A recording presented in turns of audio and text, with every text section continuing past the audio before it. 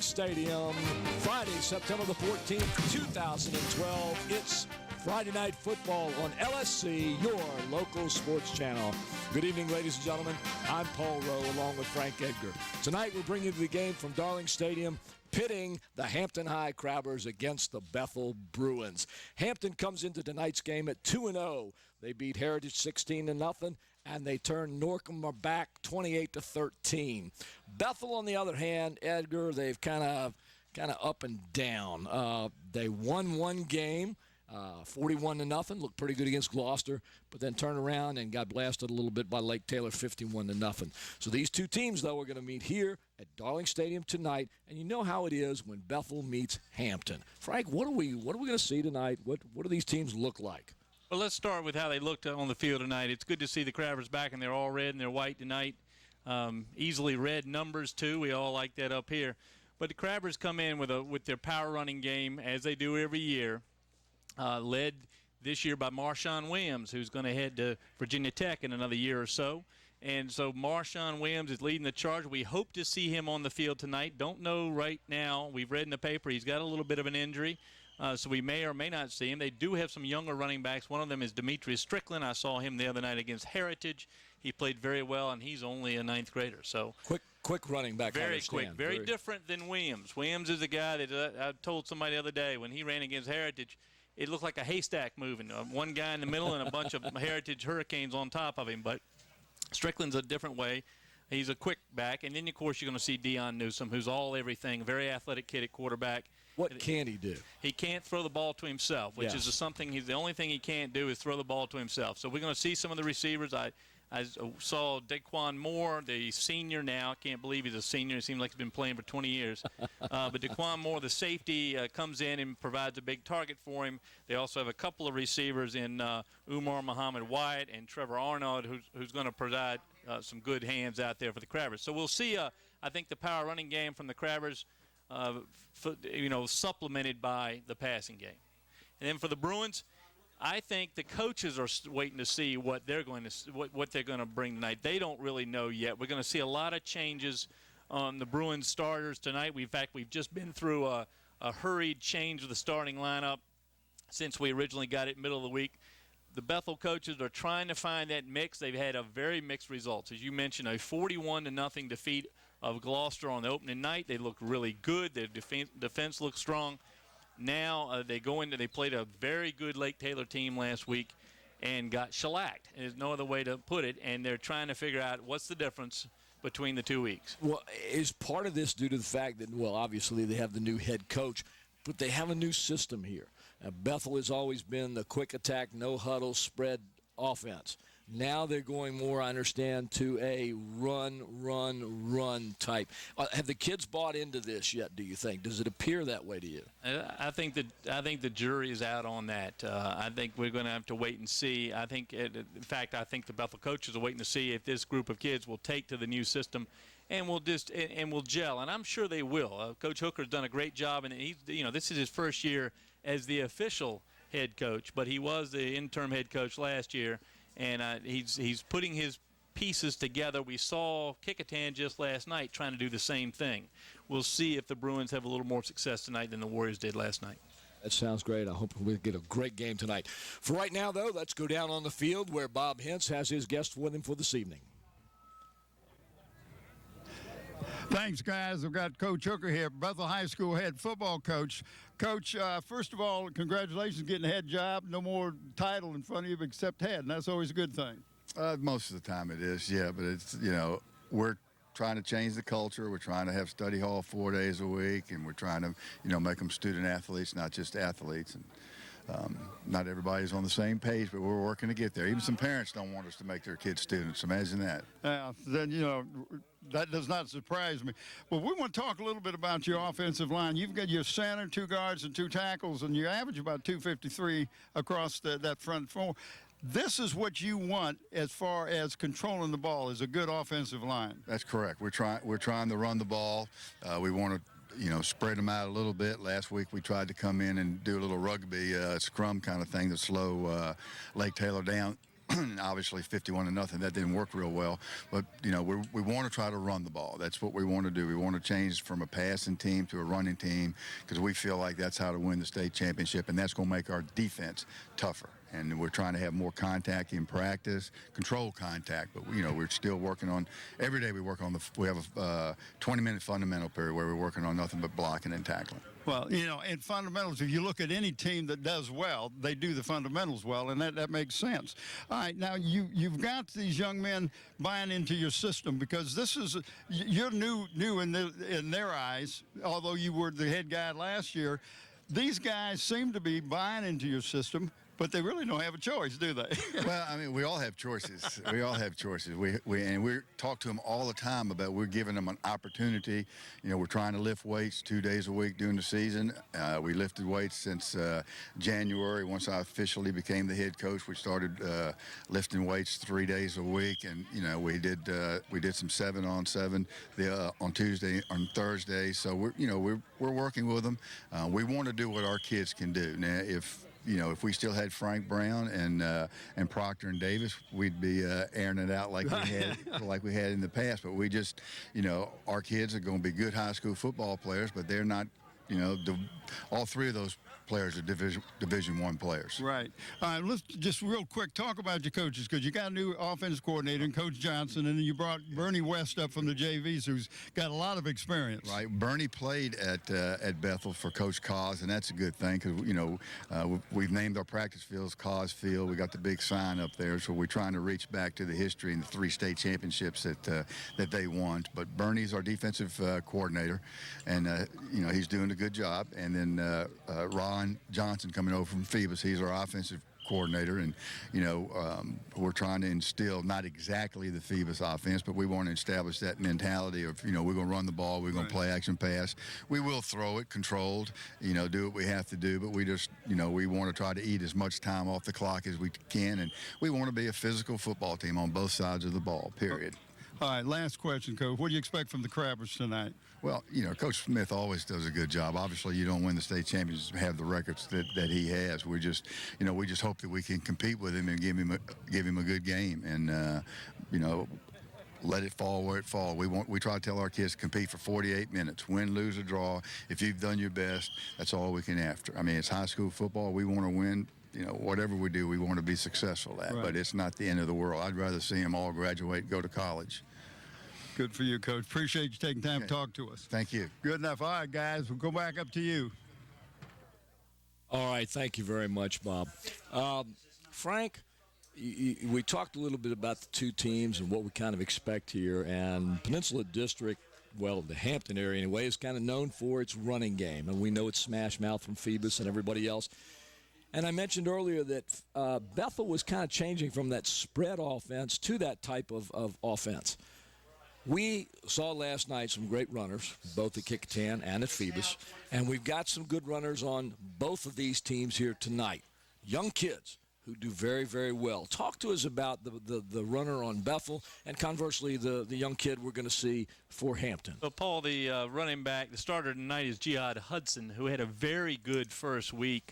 He had, in fact, his first 2 games, he's 113 yards on 24 carries, averaging 56 yards a game, which puts him 10th in the Peninsula District coming into this weekend. So we questioned earlier in the week whether he was going to get the start. As I said, the Bethel starting lineup seems to be a work in progress, but we were notified tonight that Hudson will get the start. He's not a very tall guy. He does play basketball. We've seen him a couple of years on the basketball team as a shooting guard, but he gets the call tonight in the backfield, and he's very quick and strong for being as small as he is compared to the other guys. He's not a 6-footer like Marshawn Williams. Can he handle the rigor, and can he handle the ability to carry many, many times during the game? Well, you know, I think that's going to have to be seen. I don't know if he can keep up with the load that they're going to put on him. I think from what I've seen in the past of him, he's tough. He reminds me a little bit of John Tell Evans. If you remember John Tell Evans, a guy that can take a hit and get back up, and Hudson seems to be that way, and I think you'll see tonight. It'll be a good test tonight because he's running up against a very strong veteran line of the Crabbers.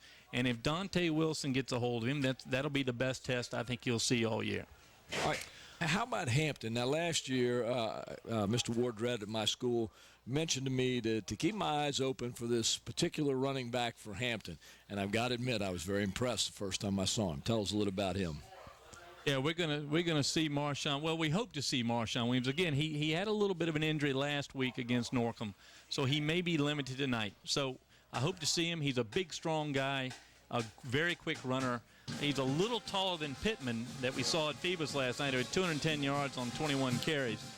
Marshawn Williams got that ability. He comes in with he's had 177 yards in 2 games coming in tonight, and he too didn't play all the quarters in the last few games. So Williams should be the starter. But if the injury is too much for him, he doesn't go. I think they'll drop and go to the 9th grader Strickland, who's just a quick scat back. We talked the other night in our little meeting about how he resembled Mike Stefanko from years ago. Gosh. Small but quick, very quick laterally, could find a hole and get through. We saw that from Strickland. So I think we're going to see a good pair of running backs from Hampton and a good running back from Bethel. I mean, that's the key to the Peninsula District. You got to run the ball. It is. You got to run. You got to run. You got to run. Speaking of run, we got to run down to the field. Let's see what Brent Musgrove has for us with his interview. Hey, thanks, guys. I'm here with head coach Mike Smith. Coach, congratulations on 500 games. That just means we're both a little older, but 430 victories, and there's some contention there about a couple of more.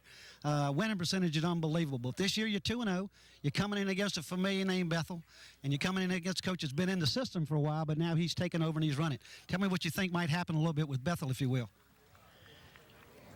Who knows? We came out here last year, and it kind of sent us home with our tail between our legs. So I think we're going to play well, though. They're a much better football team than what they did last week. You know, they were playing an offense that's really difficult to prepare for, and the time they had to prepare for it, as well as the defense. I mean, you play Lake Taylor, so, and you know they've got 10 coming every play. Sometimes they have 11 coming. So sometimes I think Hank comes too. You know, so there's 12 of them. But that was a difficult game for them, and it was just one of those things. It was, you know, pretty tight game up in the second quarter, and ball bounced the other way a couple of times. They got behind, and it just sometimes the floodgates open on you, and I think that's what happened. They're a much better football team than that. We're looking for hopefully a traditional Bethel to be in this game tonight, make it a good game. When I talk to you about a couple of players, first I want to talk about your quarterback. He plays offense, plays defense. Tell us a little bit about Deon. Just tremendous athlete. Deon's a great kid to coach. You know, it's of course his dad played there, and all his cousins played there, and it goes back to grandfather and grandmother Wadford. You know, there were 8 girls. I think all of them had boys that played, and he's a tremendous kid and does a great job of leadership.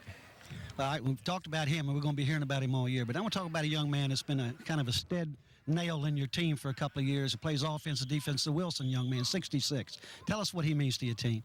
Well, he came from the same background, you know. He's a descendant of Grandpa Watford also.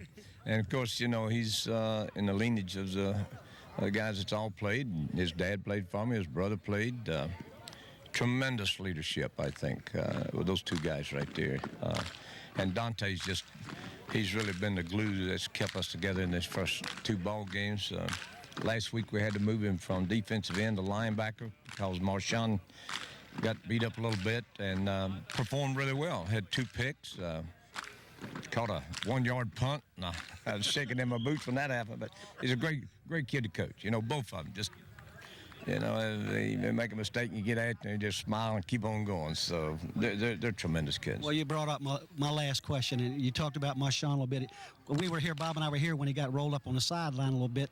I see he's starting on offense, but I don't know if you're going to start him on defense. What's his health condition? Well, we'll just kind of wait till the flip, you know, get ready to flip the coin. We'll decide that time. But unfortunately, he was hurt before he went out of bounds on the play, and he didn't tell anyone. He'd taken a helmet to the side. We were concerned it may be a hip pointer.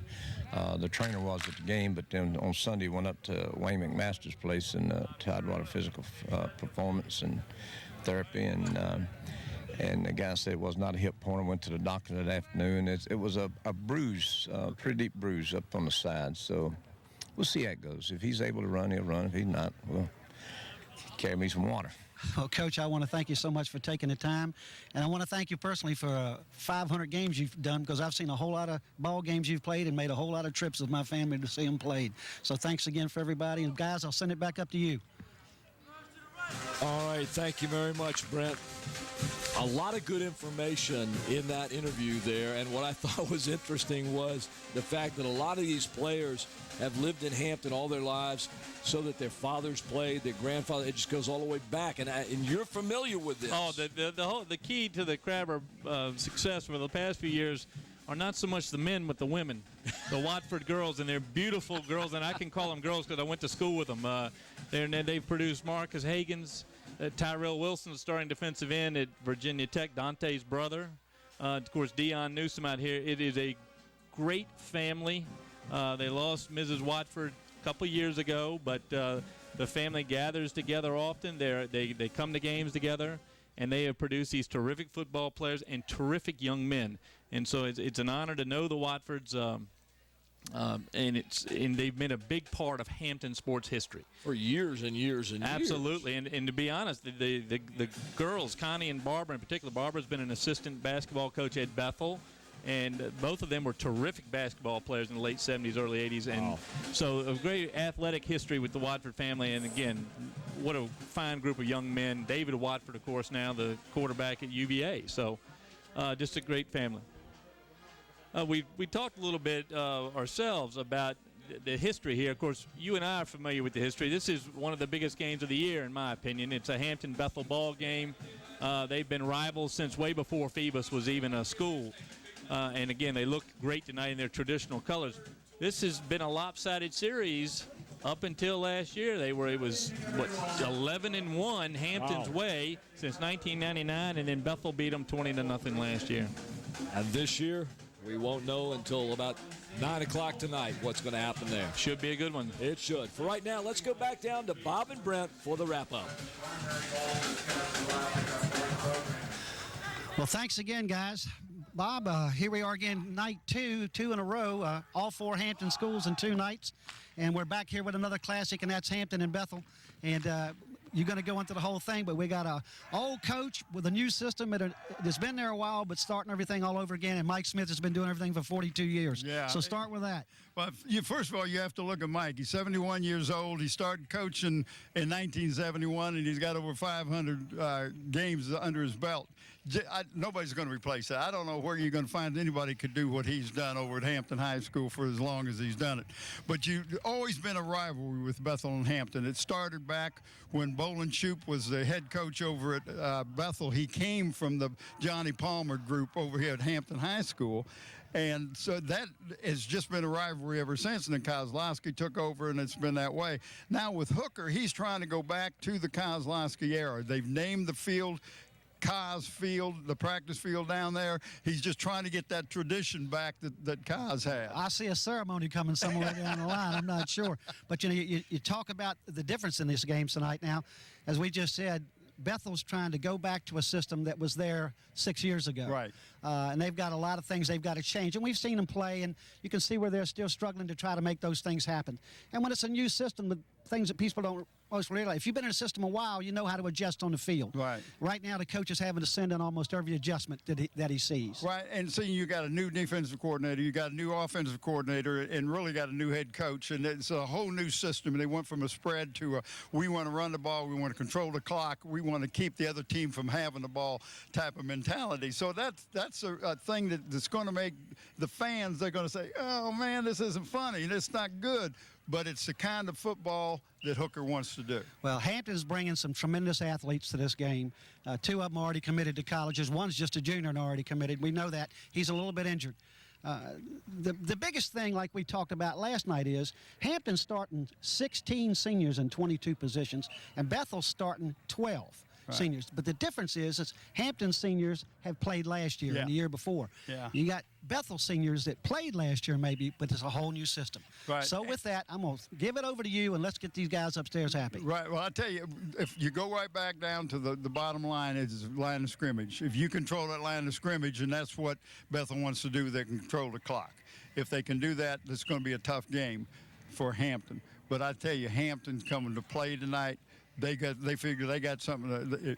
Mike says I had an asterisk by my name because they're picking us this year. So we'll see how it goes. Yeah, that's about the only thing that I don't think he's ever seen. I don't think he's seen anything else. All right, Bubba, take it. All right, guys, that's it for down here. Stay tuned for tonight's sponsors. Today's game is sponsored by the Grey Goose Restaurant, located on West Queensway in Hampton. Enjoy a wide selection of breakfast and lunch dishes, sure to please your appetite. Follow the Grey Goose Restaurant on Facebook, the restaurant that is also a bakery. Smith Brothers Funeral Home of Hampton is located in Phoebus, has been serving the community since 1862. Smith Brothers are here to serve your needs. The funeral director is Andrew T. Smith, Jr. Rico's Pizza, located at 55 West Mercury Boulevard in the Langley Square Shopping Center. Rico's Pizza is sure to hit the spot after the game. Call 723-6850 today to place your order. Tidewater Team Sports, located at 11839B Cannon Boulevard in Oyster Point, Newport News. Tidewater Team Sports is your one-stop sports headquarters for screen printing, embroidery, uniforms, and apparel. Call 594-0411 and talk to David Chubb or Terry McNamara. Today's game is sponsored in part by the attorneys at Kaufman & Knowles, with offices in Hampton on Cunningham Drive across from Peninsula Town Center and in Newport News at City Center. Kaufman & Knowles. We can and we will. Beach Hardware, located at 1951 East Pembroke Avenue in the Buck Row Shopping Center. Beach Hardware is your friendly local hardware store with everything you need to maintain your home inside and out. Eric Thompson Realtor. Contact Eric to buy or sell a home or property. Give Eric a call at 685-3172 or email him at eric@findhrhomes.com.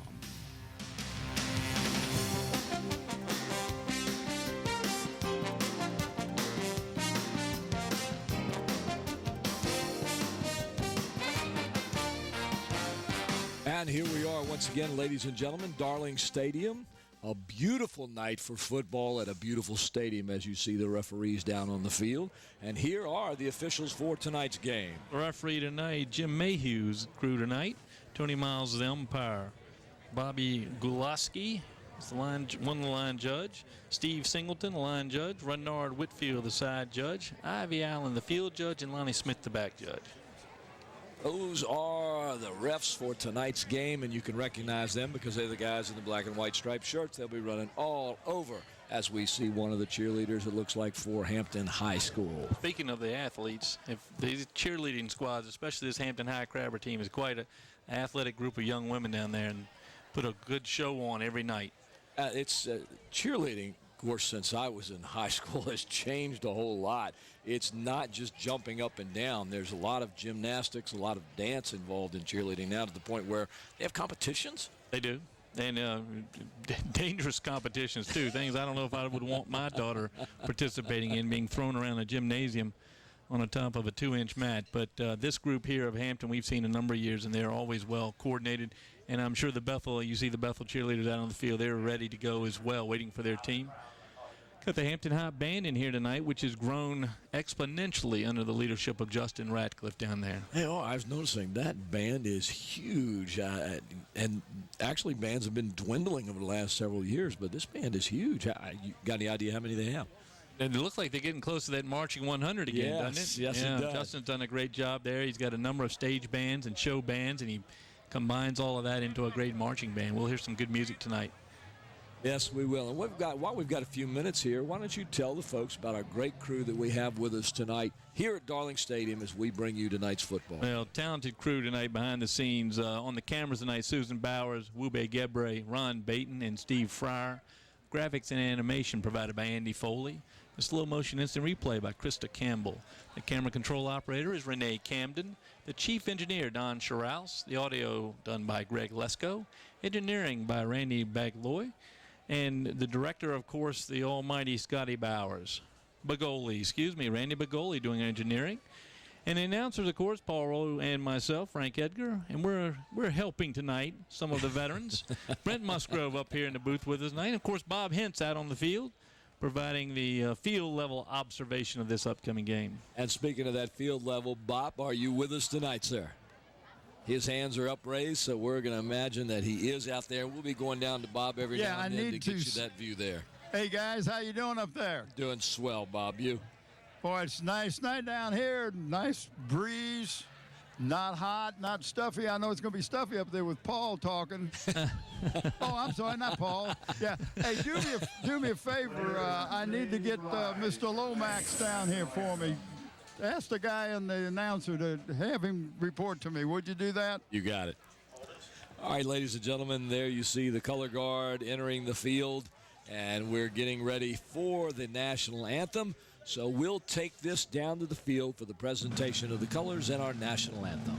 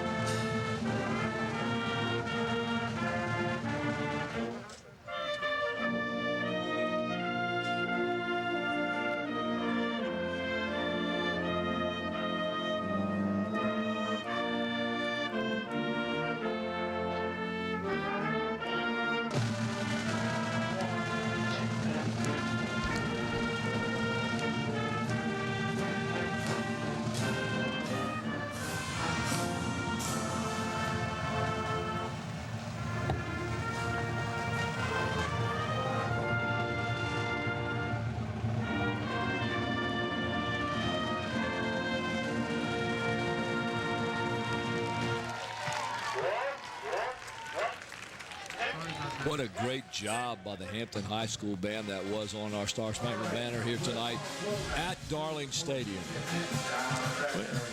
You know, we've done a lot of these games here at Darling.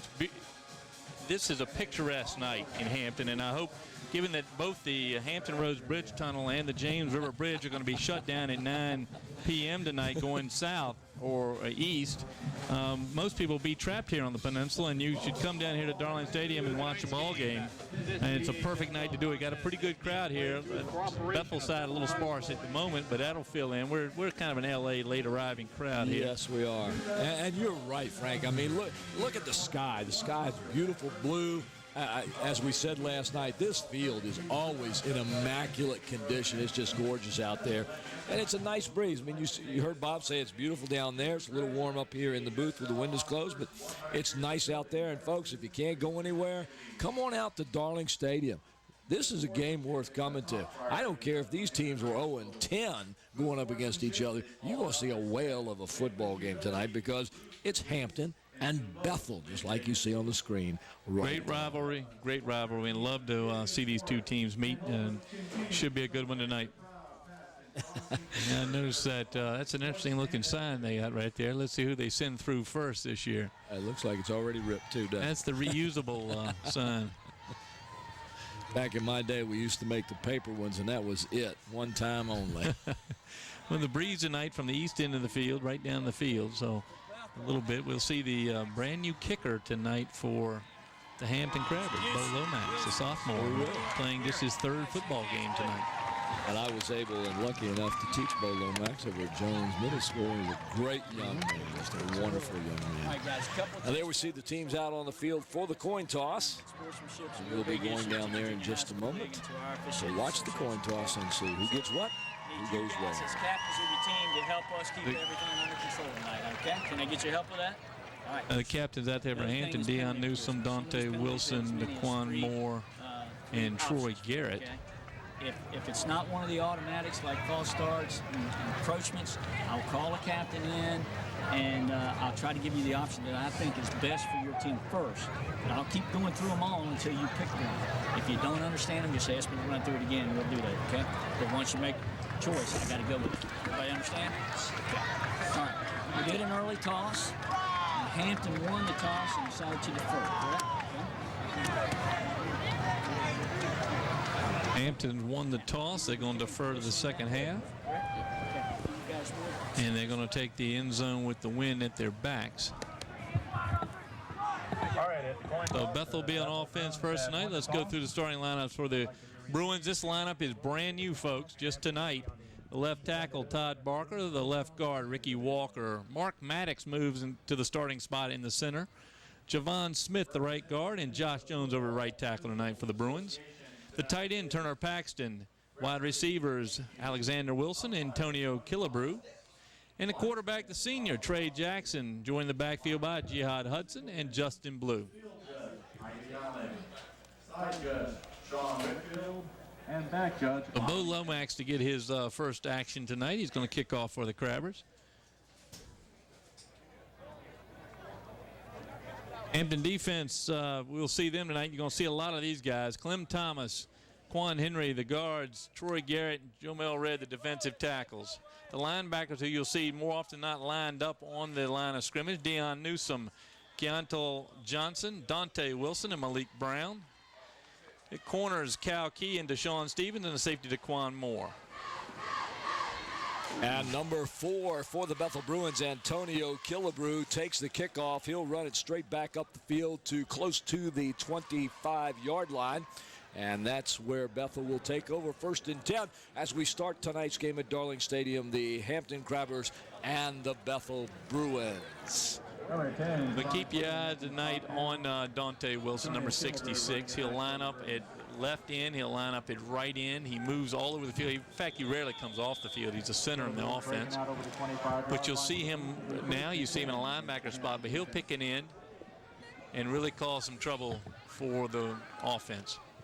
Trey Jackson, the quarterback under center, turns, hands it off quickly to the running back, Jihad Hudson. He'll go off left tackle, gets it up near the 30-yard line, maybe gets it across there. It'll be 2nd down. If we call that about a 5-yard gain, it'll be 2nd and 5, close to 6. Like Joe Mel Red on the tackle that time for the Crabbers. Here comes Hudson trying to follow his blockers around, meeting a wall of red. Did pick up about 5.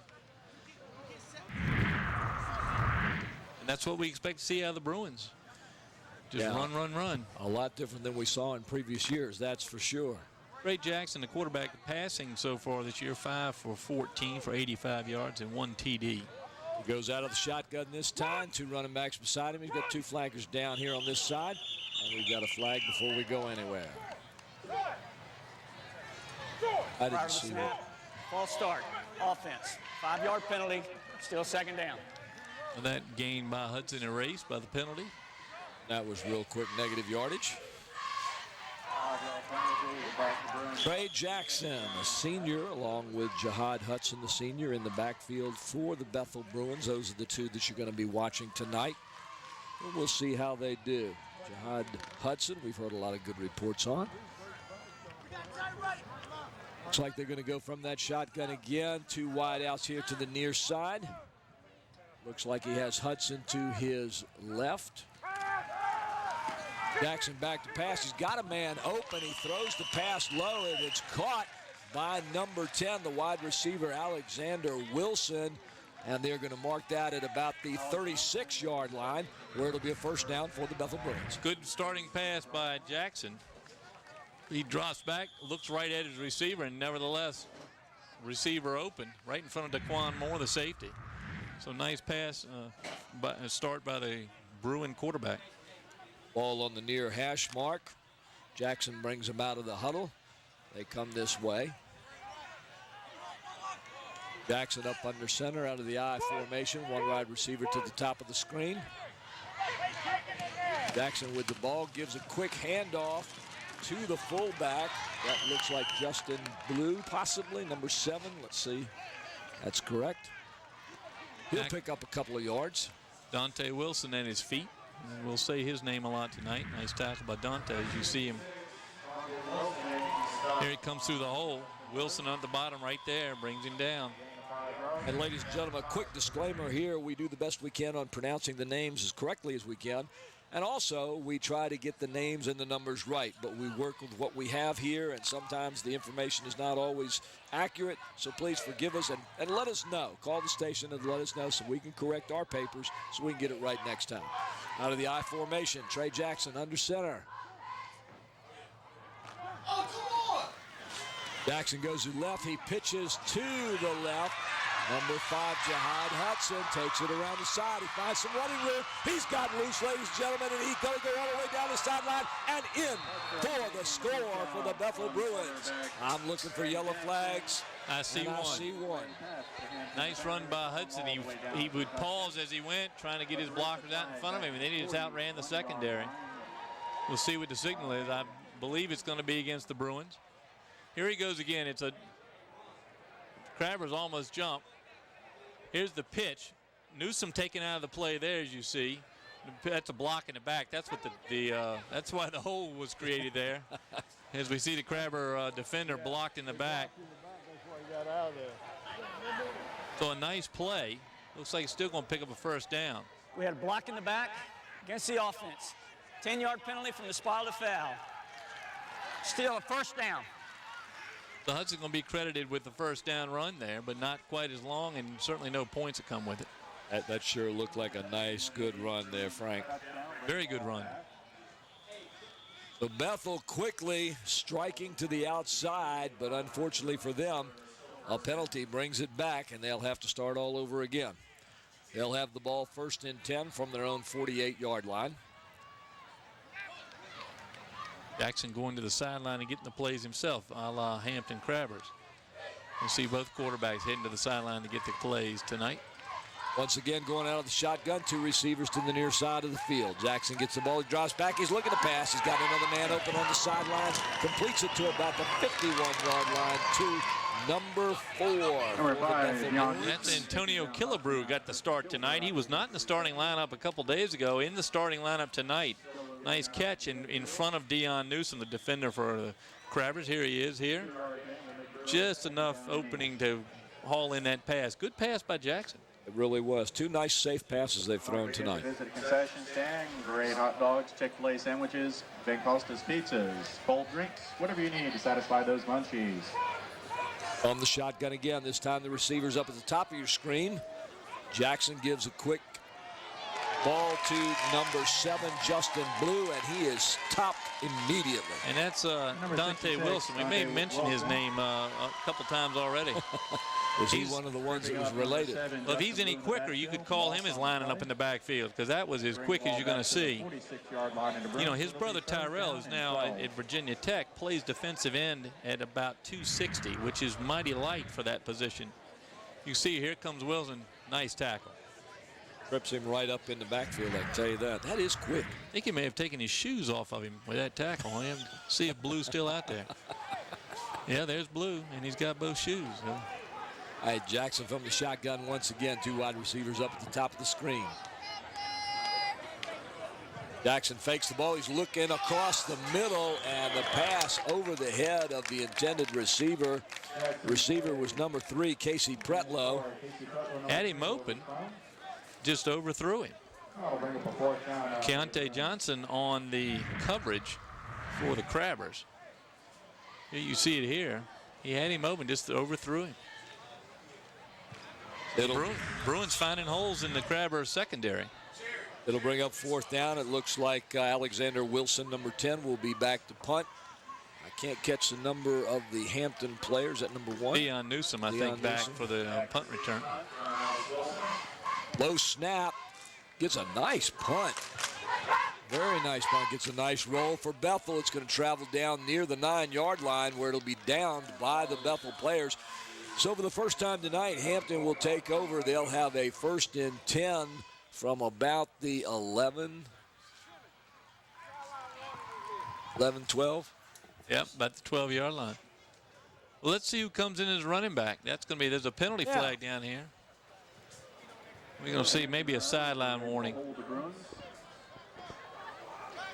Forcing them to punt the ball away. It is a sideline warning on the Crabbers. Early in the game. Play, sideline warning against Hampton.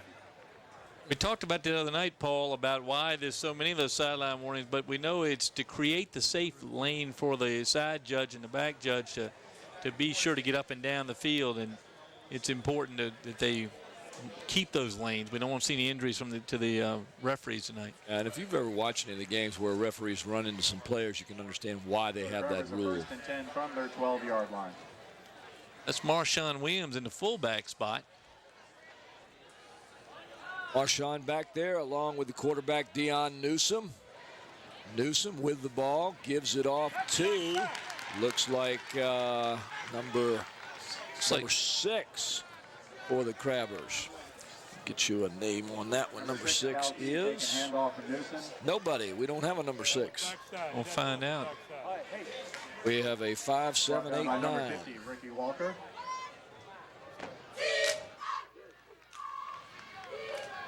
See if we can see anything on this replay here, ladies and gentlemen. It's number 6. The 6. It's number 6, but we don't have a number 6. So we'll try and run that down for you, ladies and gentlemen. Until we do, it'll be number 6. To the outside, we have number 5, and we do know that's Deon Newsome as he has a keeper. Yeah, let's do the Hampton offense. We'll meet some of those. I don't think we're going to meet number 6 yet, but we'll see who that is. Up front for the Crabbers, as I said, Dante Wilson in the middle, anchoring the line at center. The tackles, Jamonte Spriggs and Jomel Red. The guards, Troy Garrett, a veteran, and Arrington Bazemore. The receivers tonight, Rashawn Stevens, Trevor Arnaud, and Umar Muhammad White at wide receiver. Quarterback, of course, Deon Newsome. The fullback, Shemar Williams, and the tailback, Marshawn Williams. Did I hear somebody say that number 6 might be Cal Key? Oh, Cal Key. Now number 44 is now number 6. So number 6, Cal Key. Well, that's interesting that we're going to show the Bruin defense, and we'll talk about it. Interesting. That a front line for the Bruins, Evan Scott, Javon Smith, James Friend, and Ricky Walker back in the starting lineup tonight for the Bruins. Hasiel Graves, we just saw him try to make the tackle on that play. Casey Pretlow, Brian Moore, Stephen Paris at linebacker for the Bruin defense. Corey Sweetenburg, the basketball player, we've seen him a number of times at one corner, Justin Blue at the other. Nick Clark doing the safety job tonight for the Bruins. Now, Cal Key, a transfer from Smithfield, a sophomore. His father played over here in Hampton and at Kickingham. There he goes now. They've been hoping to have a chance to play him. He's doing a good job at running back for the Crabbers. As we heard earlier, that Marshawn Williams had a little slight injury. It's kind of slowed him down a little bit. So it looks like we're going to see Cal Key doing a lot of the carrying here today. It was a great block on Ricky Wilson, who's just an animal at linebacker on the front line there, number 50 for the Bruins. But he was blocked out of the play. Good stop by Nicholas Clark. So Deon Newsome, the quarterback for the Crabbers, brings his team up. Cal Key, along with number 42, Marshawn Williams, in the backfield. Deon with the keeper coming this way off the left side. He gets a nice hole and brings it across the 40-yard line for a first down for the Crabbers. And the one thing I noticed that time, Paul, that hit by Nicholas Clark, that's his second hit of that type. He's a hard-hitting safety. Look at this play here. Just a slip off the end by Newsome, and look at that stop. He just put his shoulder down and went right into him. Hampton's going to come at you from several ways they've shown tonight. We know that Deon Newsome is he can do everything. Like Frank said earlier, the only thing he can't do is pass to himself. And he's got some really nice weapons in the backfield with him tonight as he sets up in the shotgun. He takes the ball, hands it right off to Marshawn Williams, so we'll see him for the first time tonight. Excuse me. I think the Crabbers were trying to not have to rely on him tonight. Let some of these younger backs get a chance, and hopefully they can give that leg of Marshawn's a little break. We've seen Key run the ball a couple times, and we've seen Newsome. You're going to see Newsome call his own number several times. Oh, yeah, he's going to have to. 2-yard pickup on the play. It'll be 2nd down and 8. Ricky Walker right here on the end of the line for the Bruins. Newsome with the ball is going to keep it himself. Try and get around the left side, but he's wrapped up by the Bruins, number 24. And that is Hasiel Graves, who played that one very well. Hasiel, of course, the younger brother of C.J. Graves, who played receiver for the Crabbers a couple of years ago and played a great center field for the Crabbers for a number of years. Hasiel, quite a baseball player, too, and you see a very good tackler. He wraps up, and that's key. Speaking of key, he's out. And Williams in the backfield. Two receivers down low here. Rashawn coming to this side, throws it. Incomplete to Marshawn Williams at about the 46-yard line. Looked to me like he had the receiver further down the road there open. And I think Williams was surprised by that pass. Well, it's going to bring up fourth down for the Crabbers. It'll be 4 and about 9. Looks like Deon Newsome is going to go back into punt formation. Williams just turned his head upfield there a little too soon. Dropping back for the Bethel Bruins. I can't see that number. It looked like number 2. Short punt by the Crabbers. It'll bounce at the 35, and it rolls. It rolls all the way down to about the 27-yard line. Good roll for the Hampton Crabbers on that short punt. Just as Newsome planned with that. Just see from the screen we're having an eclipse here at Darling Stadium. They're back. It is a beautiful time of night now with the sun just setting. Oh, it's a great night. 3 minutes, 51 seconds left in the first quarter here at Darling Stadium. No score as the Bethel Bruins and the Hampton Crabbers take on each other on a beautiful night in Darling Stadium in Hampton, Virginia. I'm Paul Rowe along with Frank Edgar. We have Bob Hintz on the field along with my brother, Brent Musgrove. Not real brother, but... Let's see if the Crabbers have changed a little secondary action here. Wide open pass. Number 89 for the Bethel Bruins. That's a big like tight end. Tight end for the Bruins. And I'm trying to get his. That's Turner Paxton. He just kind of slid right across the middle. And Jackson was able to find him quickly and hit him with a nice pass to give them another first down. Crabbers were trying to get to the quarterback. Safety Moore comes up. You see number 1 there caught in no man's land, and Paxton gets behind him. Nice run by the big tight end. Paxton is a big boy. There you go. Quicker than he looks. He got behind the linebackers very quickly on that play. Yes, he did. Nice tackle there. Trey Jackson showing his arm off so far in the first quarter as they've thrown several times. He's up at the line of scrimmage. And we've got some movement and a flag there. Looks like Hampton may have been offside. Prior to the snap, encroachment against the defense. 5-yard penalty, still first down. And Quan Henry jumped that time for the Crabbers. That'll put the ball in Crabber territory at the 45-yard line. Will still be a first down for the Bethel Bruins. Quan Henry coming out of the game to discuss jumping the line that time with the ever-friendly Coach Mike Smith. The good sign, though, is the coach has his hat still facing forward, so it's probably a good time they need to talk to him. Early in the game, as they say. Jeffrey Speller in now to replace Henry. Ray Jackson turns and gives it to number 5, Jaheed Hudson, who goes up the middle. He's still driving, those legs still moving as he pushes it out to about the 37-yard line. Excuse me, 32-yard line. Hudson listed at 5'6", 145, but he just dragged Deon Newsome about 3 yards. Watch the end of this play. Gets through the hole. He's very quick. But look at the strength.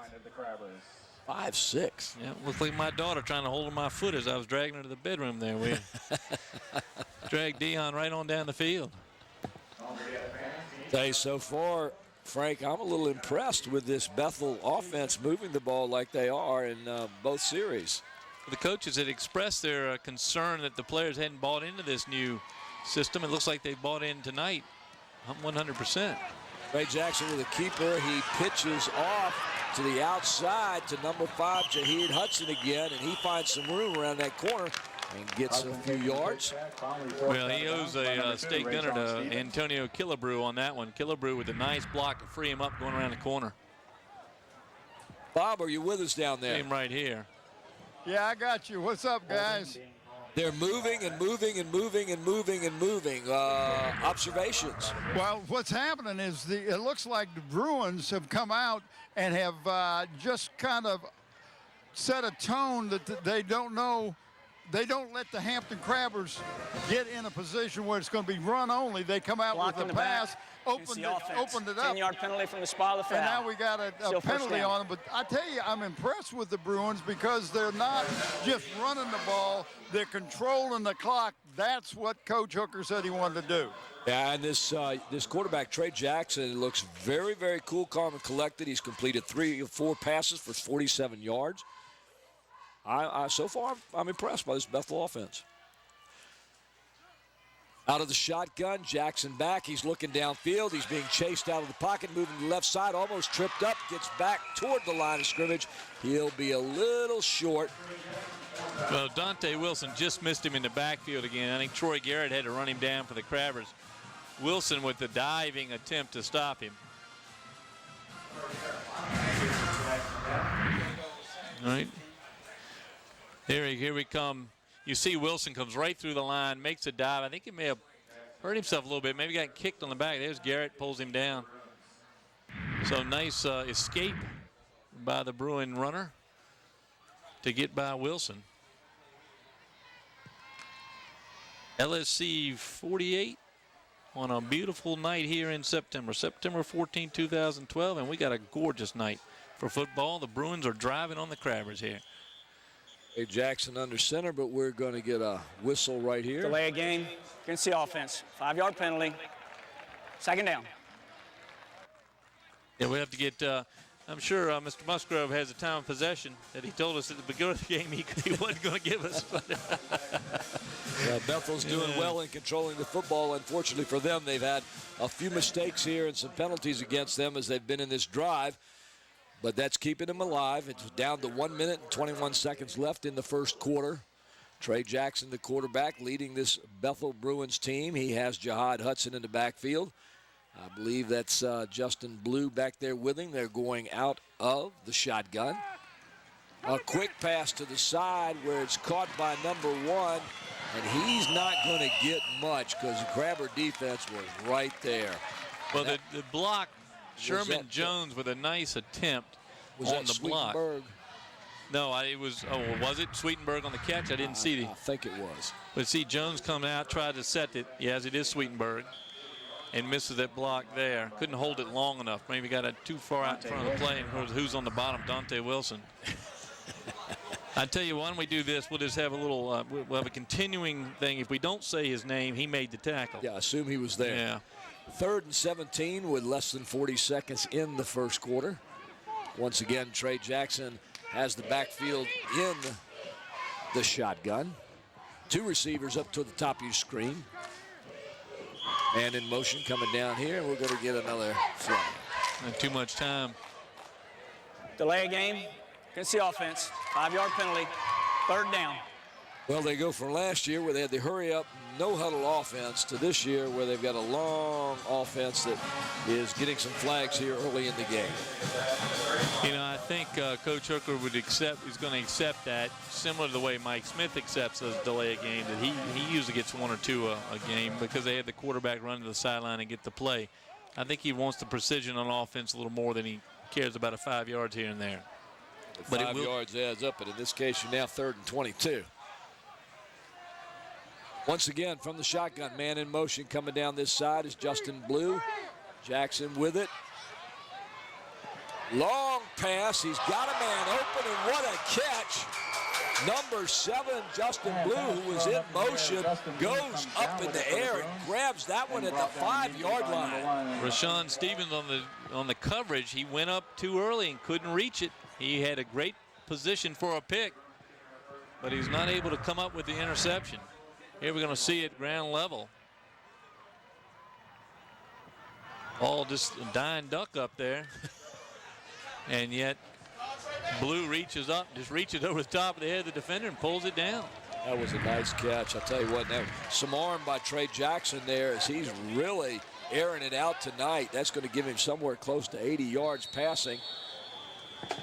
And that's going to be the end of the first quarter here at Darling Stadium, ladies and gentlemen. There's no score between the Bethel High Bruins and the Hampton Crabbers here at Darling Stadium. Well, that's the first quarter we didn't expect. I'll agree with that. Yeah, I expected 2 scores. Bob, observations from down there during the first quarter. Well, I don't have observations right now. I have Mr. and Mrs. Lomack, Chip, and Don. Don went to Kickintan. He went to Hampton High. Their son, who is a swimmer, a golfer, and a goalie on the soccer team, is now the kicker man at Hampton. Talk a little bit about that. Well, we're just, happy he's excited to play for the Crabber team. As a Crabber alumni, I know it's quite a privilege to play with Coach Smith and Woodrow Wilson and all the other guys out there. So he got an interest in it, and we let him make his own decision, and we hope he's enjoying it. Well, you said something about playing golf is just a kind of an easy sport. This is not an easy sport. Well, opportunity for kickers and every other player to get injured at any time. So as a parent, you're always wondering about that, but we really think he's enjoying it. So how are you taking it? I'm okay. He's protected in this environment, whereas for goalie, he's all out body. He's, saving the goal there. So I'm a little at ease, watching the game. Well, I appreciate you guys taking time to talk to me. Thank you very much. We appreciate it. All right, let's go back up to the guys. All right, thank you. And Bob, I'll have you know that Bo Lomax was in my 6th grade class at Jones Magnet Middle School, and he's a great young man, I can tell you that. Well, I can also tell you that Bo Lomax, is not quite as nervous as his father and mother. But I won't tell any stories on them, but I think they're a little nervous. All right, we're going to start the second quarter here. No score, Bethel and Hampton. Bethel is getting very close to the end zone, though, as Trey Jackson gets under center. Snap, gives it off to the first man through, and I believe that was Justin Blue. He'll pick up a couple of yards. They get down close to the goal line. It'll be second down for the Bruins. Juan Henry at his feet. And I did see 66, of course. Dante Wilson on the stop. Just a strong power move right up front. You see Wilson there. Got a piece of him, but not before he picked up a few yards. Interesting, the Bruins have went back to just a standard set there, not with the shotgun, not with the backs surrounding the quarterback. Let's see if they go back to that. Now they're going to go to the standard I. And straight with Jackson up under the center. Gives it to the first man through, and that is once again Justin Blue, and he's into the green. Justin Blue into the end zone, and Bethel scores first here tonight at Darling Stadium. Well, hard-nosed running right there. Good handoff, good, clean, quick handoff to the fullback. And all he had to do was get a couple yards, and he's a bull there. Nice run by Blue. Good series by Justin Blue. Kicker number 99, Jordan, looks like Shaver or Shover. Shover. Jordan Shover. Left footer in there. Left footer. You don't see too many of those. Going with the lefty here. Looks like Antonio Killebrew with the hold. The kick is up, and it is good. So, with 11 minutes and 12 seconds left in the first half here at Darling Stadium, Bethel High gets in on a short run by the fullback, Justin Blue, to take a 7-0 lead over the Hampton Crabbers. Well, they certainly, I think they've had the ball all but a couple of minutes. That's Jackson on that so far, 5 for 6, 90 yards through the air, and then just hard-nosed running there by Justin Blue. Blue, of course, the receiver had the big catch down here as well, so he's done it all tonight. So between Blue and Jackson, we've seen the best of the Bruins, and certainly what Coach Hooker wanted to see out of his new system. Well, obviously, he wants to get that busting boom, boom, boom. All right, our sponsors, of course, we mentioned the sponsors at the beginning of the game. Second quarter sponsor tonight, the Grey Goose restaurant located at West Queensway in Hampton. Dana and her crowd down there making great southern food and great specialties down there. She does a good cupcake, too, the Grey Goose in downtown Hampton. Smith Brothers Funeral Home of Hampton, located down in Phoebus since 1862. The funeral director down there, Andrew Smith, Jr. Rico's Pizza, of course, sponsoring us again this year. Stop by Rico's and get a pizza or many of their other menu items. Rico's Pizza at 55 West Mercury Boulevard. Tidewater Team Sports located at Canyon Boulevard in the city center section of Newport News. Tidewater Team Sports. And, of course, the first half sponsored Beach Hardware located at 1951 East Pembroke Avenue in the Buckrow Shopping Center. And on the kickoff, it goes back to about the 5-yard line. That's Haciel Graves on the stop.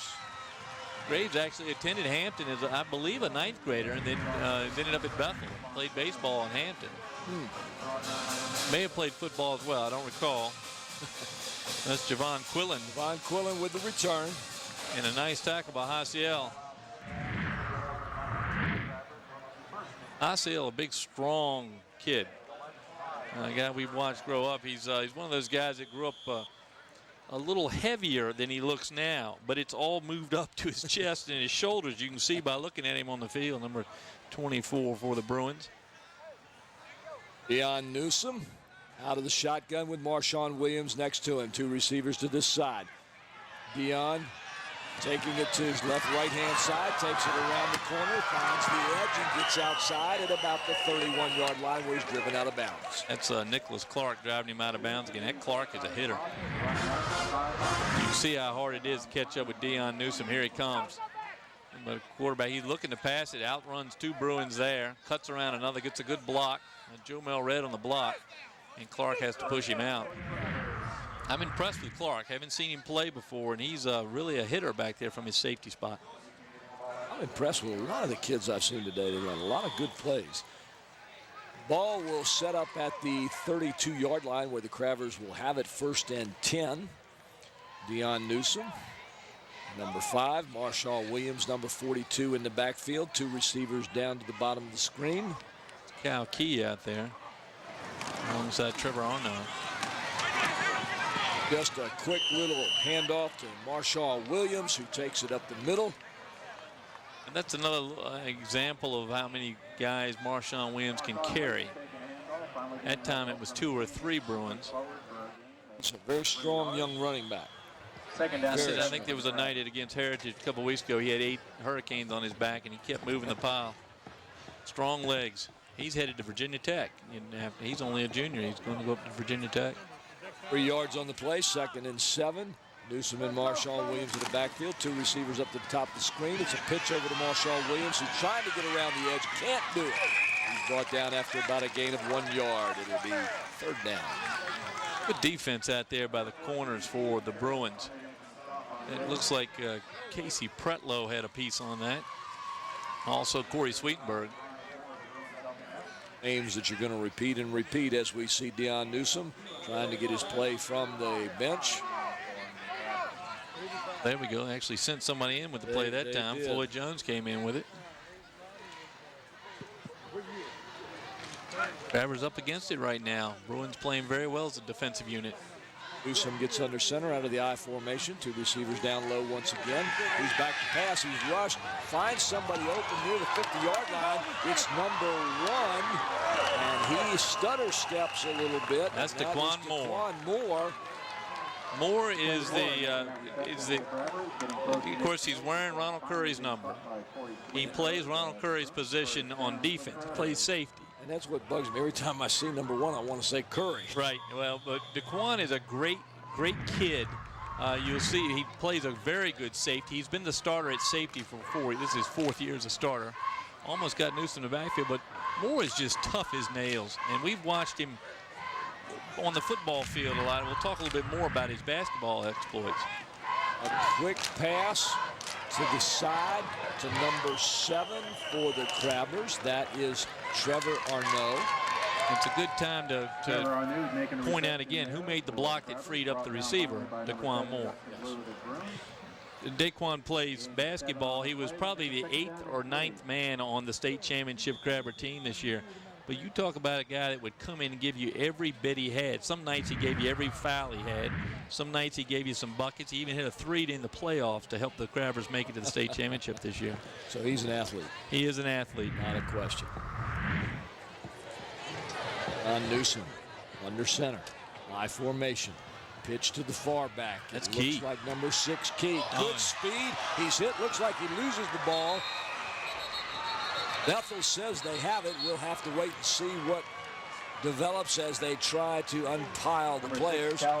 Bethel continuing to say they have the ball. He was hit hard, I know that, and it is a Bethel recovery, and it'll be 1st down for the Bruins as Cal Key is hit. Looks like Sweetenburg ends up. Who hits him? Clark? Put the helmet right on the ball. It is. Nicholas Clark put his helmet right on the ball and popped it loose. Great run by Key. I'm very impressed with that young man, but he was quick. Popped out the ball that time. Turnovers, when you're trailing 7-0, ill afford a turnover. That's right. 8:19 left in the second half. Bethel gets the ball ahead 7-0. They we'll see if they can take advantage of this. Jackson with the ball. He hands it off, and I believe that was number 5, Jaheed Hudson, as he becomes the workhorse for the Bethel Bruins. They begin to run it up the middle. Time Moore had to step in and make the stop from his safety spot. But almost 5 yards there for Hudson on first down. Crabber line getting pushed apart a little bit.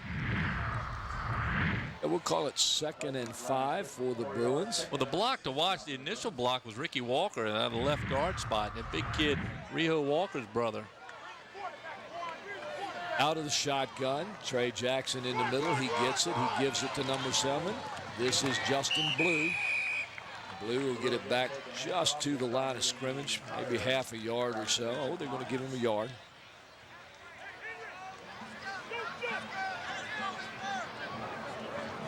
A hard-nosed running by Blue. Blue gets up to just over the 40-yard line of the Bruins. We've seen him as a receiver. We've seen him as a back, and he's been effective at both spots tonight. Once again from the shotgun, 2 receivers down to the near side of the field. And we're going to have a timeout. Bethel. Bethel calling a timeout. Well, timeout Bethel here with 7 minutes, 2 seconds left in the first half at Darling Stadium. The Bethel Bruins with a 7-0 lead over the Hampton Crabbers. Well, the time of possession is a little bit unbalanced. Bethel's had the ball nearly the entire game so far. Crabbers had a nice drive going, but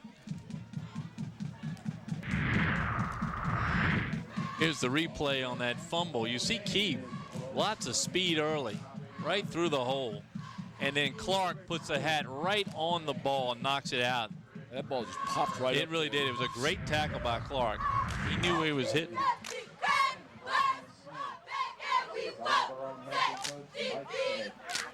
Well, we've seen just some great ball control, which is exactly what Hooker wants to install.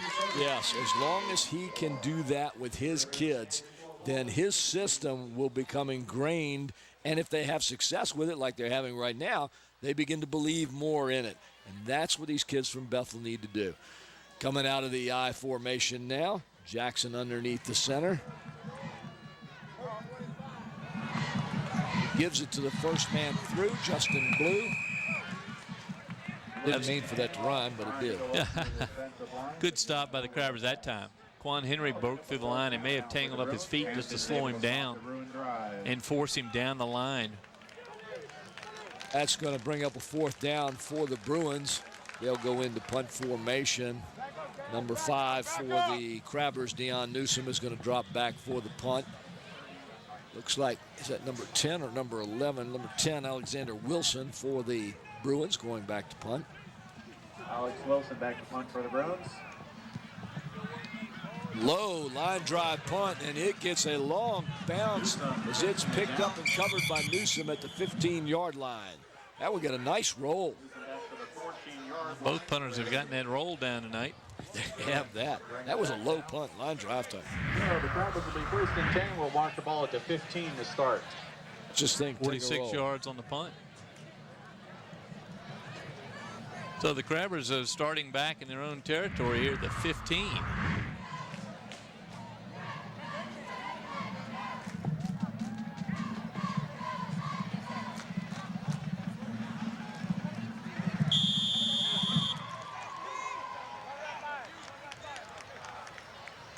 All right, Newsome's got his play from the sideline, as always. Got Key behind him, Paul. Newsome back deep. Gives it right to Key.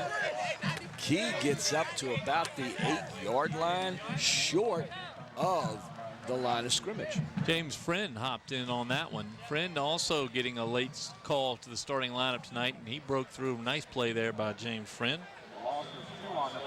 Friend and only a junior. Hampton having a little trouble getting their offense going. Of course, that might be due in part to the fact that the Bethel Bruins defense appears to be rather intensified tonight. Well, the bobble on that handoff didn't help. It slowed him down. Oh, and Newsome trips in the backfield as he attempted to exchange, and that play just didn't develop for him at all as he goes down at the 5-yard line. They'll mark it at the 6.5. Bob, did he hit somebody down there, or was that just a slip? What happened is he faked the handoff to number 31 and then caught his foot, tripped over his own player's foot as he was trying to make his way around the left side of the offense. And of course that happens, Bob, when you don't have your regular running back in the backfield. Yeah, it really does, because it throws the timing off. You're used to one guy and then you got somebody different back there. Really makes weird. I tell you, there's some hitting going on out here. Both of these teams are playing good, and Bruins are playing inspired ball because they're doing exactly what Coach Hooker said. They're controlling the clock. They've had the ball a lot more. I don't know what the time differential is, but they've had to have the ball almost at least 10 minutes more than the Crabbers. We'll try and find out what that difference is. That was number 31, Trayvon Powell, who just picked up that yardage for the Crabbers. They are in 4th down, long yardage, and they're going to go ahead and punt. And Hasiel Graves on the tackle again. Graves is showing a lot of speed. Timeout, Hampton. Hampton will take a moment here as they're going to be forced to punt out of their own end zone. Deon Newsome, of course, will be doing the punting. But right now, Bethel with a 7-0 lead, and they seem to have Hampton stymied. Bob, the defense for the Bethel Bruins, at the beginning of the game, a little tentative, but they seem to be picking up momentum. Are you seeing the same thing down there? Bob may not be hooked up to us. I apologize. But that's what it looks like to me, Frank. It looks like that Bethel defense is beginning to just get more confidence, get more aggressive as they go, and they are stopping the Hampton Crabbers with their run. Well, they're going to get that confidence. The longer this game goes at this pace, if they can hang on the ball, they're keeping Newsome and company off the field. Newsome from out of his end zone, a high punt, a little short, and it's downed by the Crabbers at the 28-yard line of the Crabbers. It's going to be great field position for the Bethel Bruins as they take over 1st and 10 here with 4 minutes, 3 seconds in the second half. Well, really surprising half here of football, but a good half of football. We're looking at, I think we're looking at the future of Bethel offense here, and they have, obviously, if they didn't buy in last week, they've bought in this week. Seems like they have, no question about it, as Trey Jackson brings up the backfield. Jihad Hudson, Justin Blue, behind him out of the I formation, 2 receivers down near end. He gives it to the second man through, and that usually Hudson, number 5, who will pick up a few yards as he gets down near the 20. Doing a great job, the Bruins are, of locking in the defensive ends. So they're getting a couple yards around the corner. You see right there, nice block by the Bruins, number 66, Todd Barker. It locked in his man and allowed the running back to scoot right behind him and pick up a few yards. Out of the eye, Jackson under center. Once again, the 2 receivers this side. Some movement by the Crabbers. They'll give it to the second man. That is number 5, Jihad Hudson. He gets stopped and then bounces off the tackler and picks up a yard. Now that time Barker traps Joe Red. Watch him, just pops him on back and keeps him back. And the running back comes in right in the hole created by the absence of the defensive tackle. 3rd and short, call it about 1.5 or a long one for the Bethel Bruins as the ball sits at the 18.5-yard line of the Crabbers. Bethel with a 7-0 lead, 2:50 left in the first half. Trey Jackson doing a good job with Justin Blue and Jihad Hudson behind him. Gives it to Blue, the first man through, trying to get that first down. It depends on where they spot the ball. Well, it's another great quick handoff to the fullback. I think he got the first down. Let's see what I think he might be a little short. We're going to have an official timeout here as they measure this. And, of course, I think it was Tim that had the good eyes up here at one time and could just tell you exactly within an inch where it was. But I'm not that good, but looks like it may be a little short. We'll see.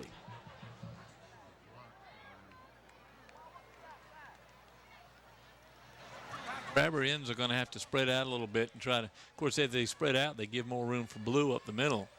Well, that tells you what I can see from over here. There you go. Need some of these Dollar Tree reading glasses, yes, Paul. That's what I'm using here. Yes, I do. So a first down for the Bethel Bruins. That'll continue their play. That fullback handoff's been very effective for the Bruins in short yardage. Everything they've done running so far has been very effective. Well, the line's done a great job. If you remember last week, you get blown out 51-0. Of course, Walker didn't play. We've seen a number of different linemen here tonight. With changes made right up to the start of the game. So this line seems to work very well together. Jackson on the option this time. It appeared that he wanted to pitch that ball back, but he didn't. He decided to keep it. He didn't get anything. If he got back to the line of scrimmage, he was doing well. No room at the end for him there. No, not at all. As we get close to 2 minutes in the half here, ladies and gentlemen, I'll remind you that stay with us during halftime as we'll bring you a nice little sports program from the campus of Bethel High School and Hampton High School, as well as Ron Bateman and the cheerleaders.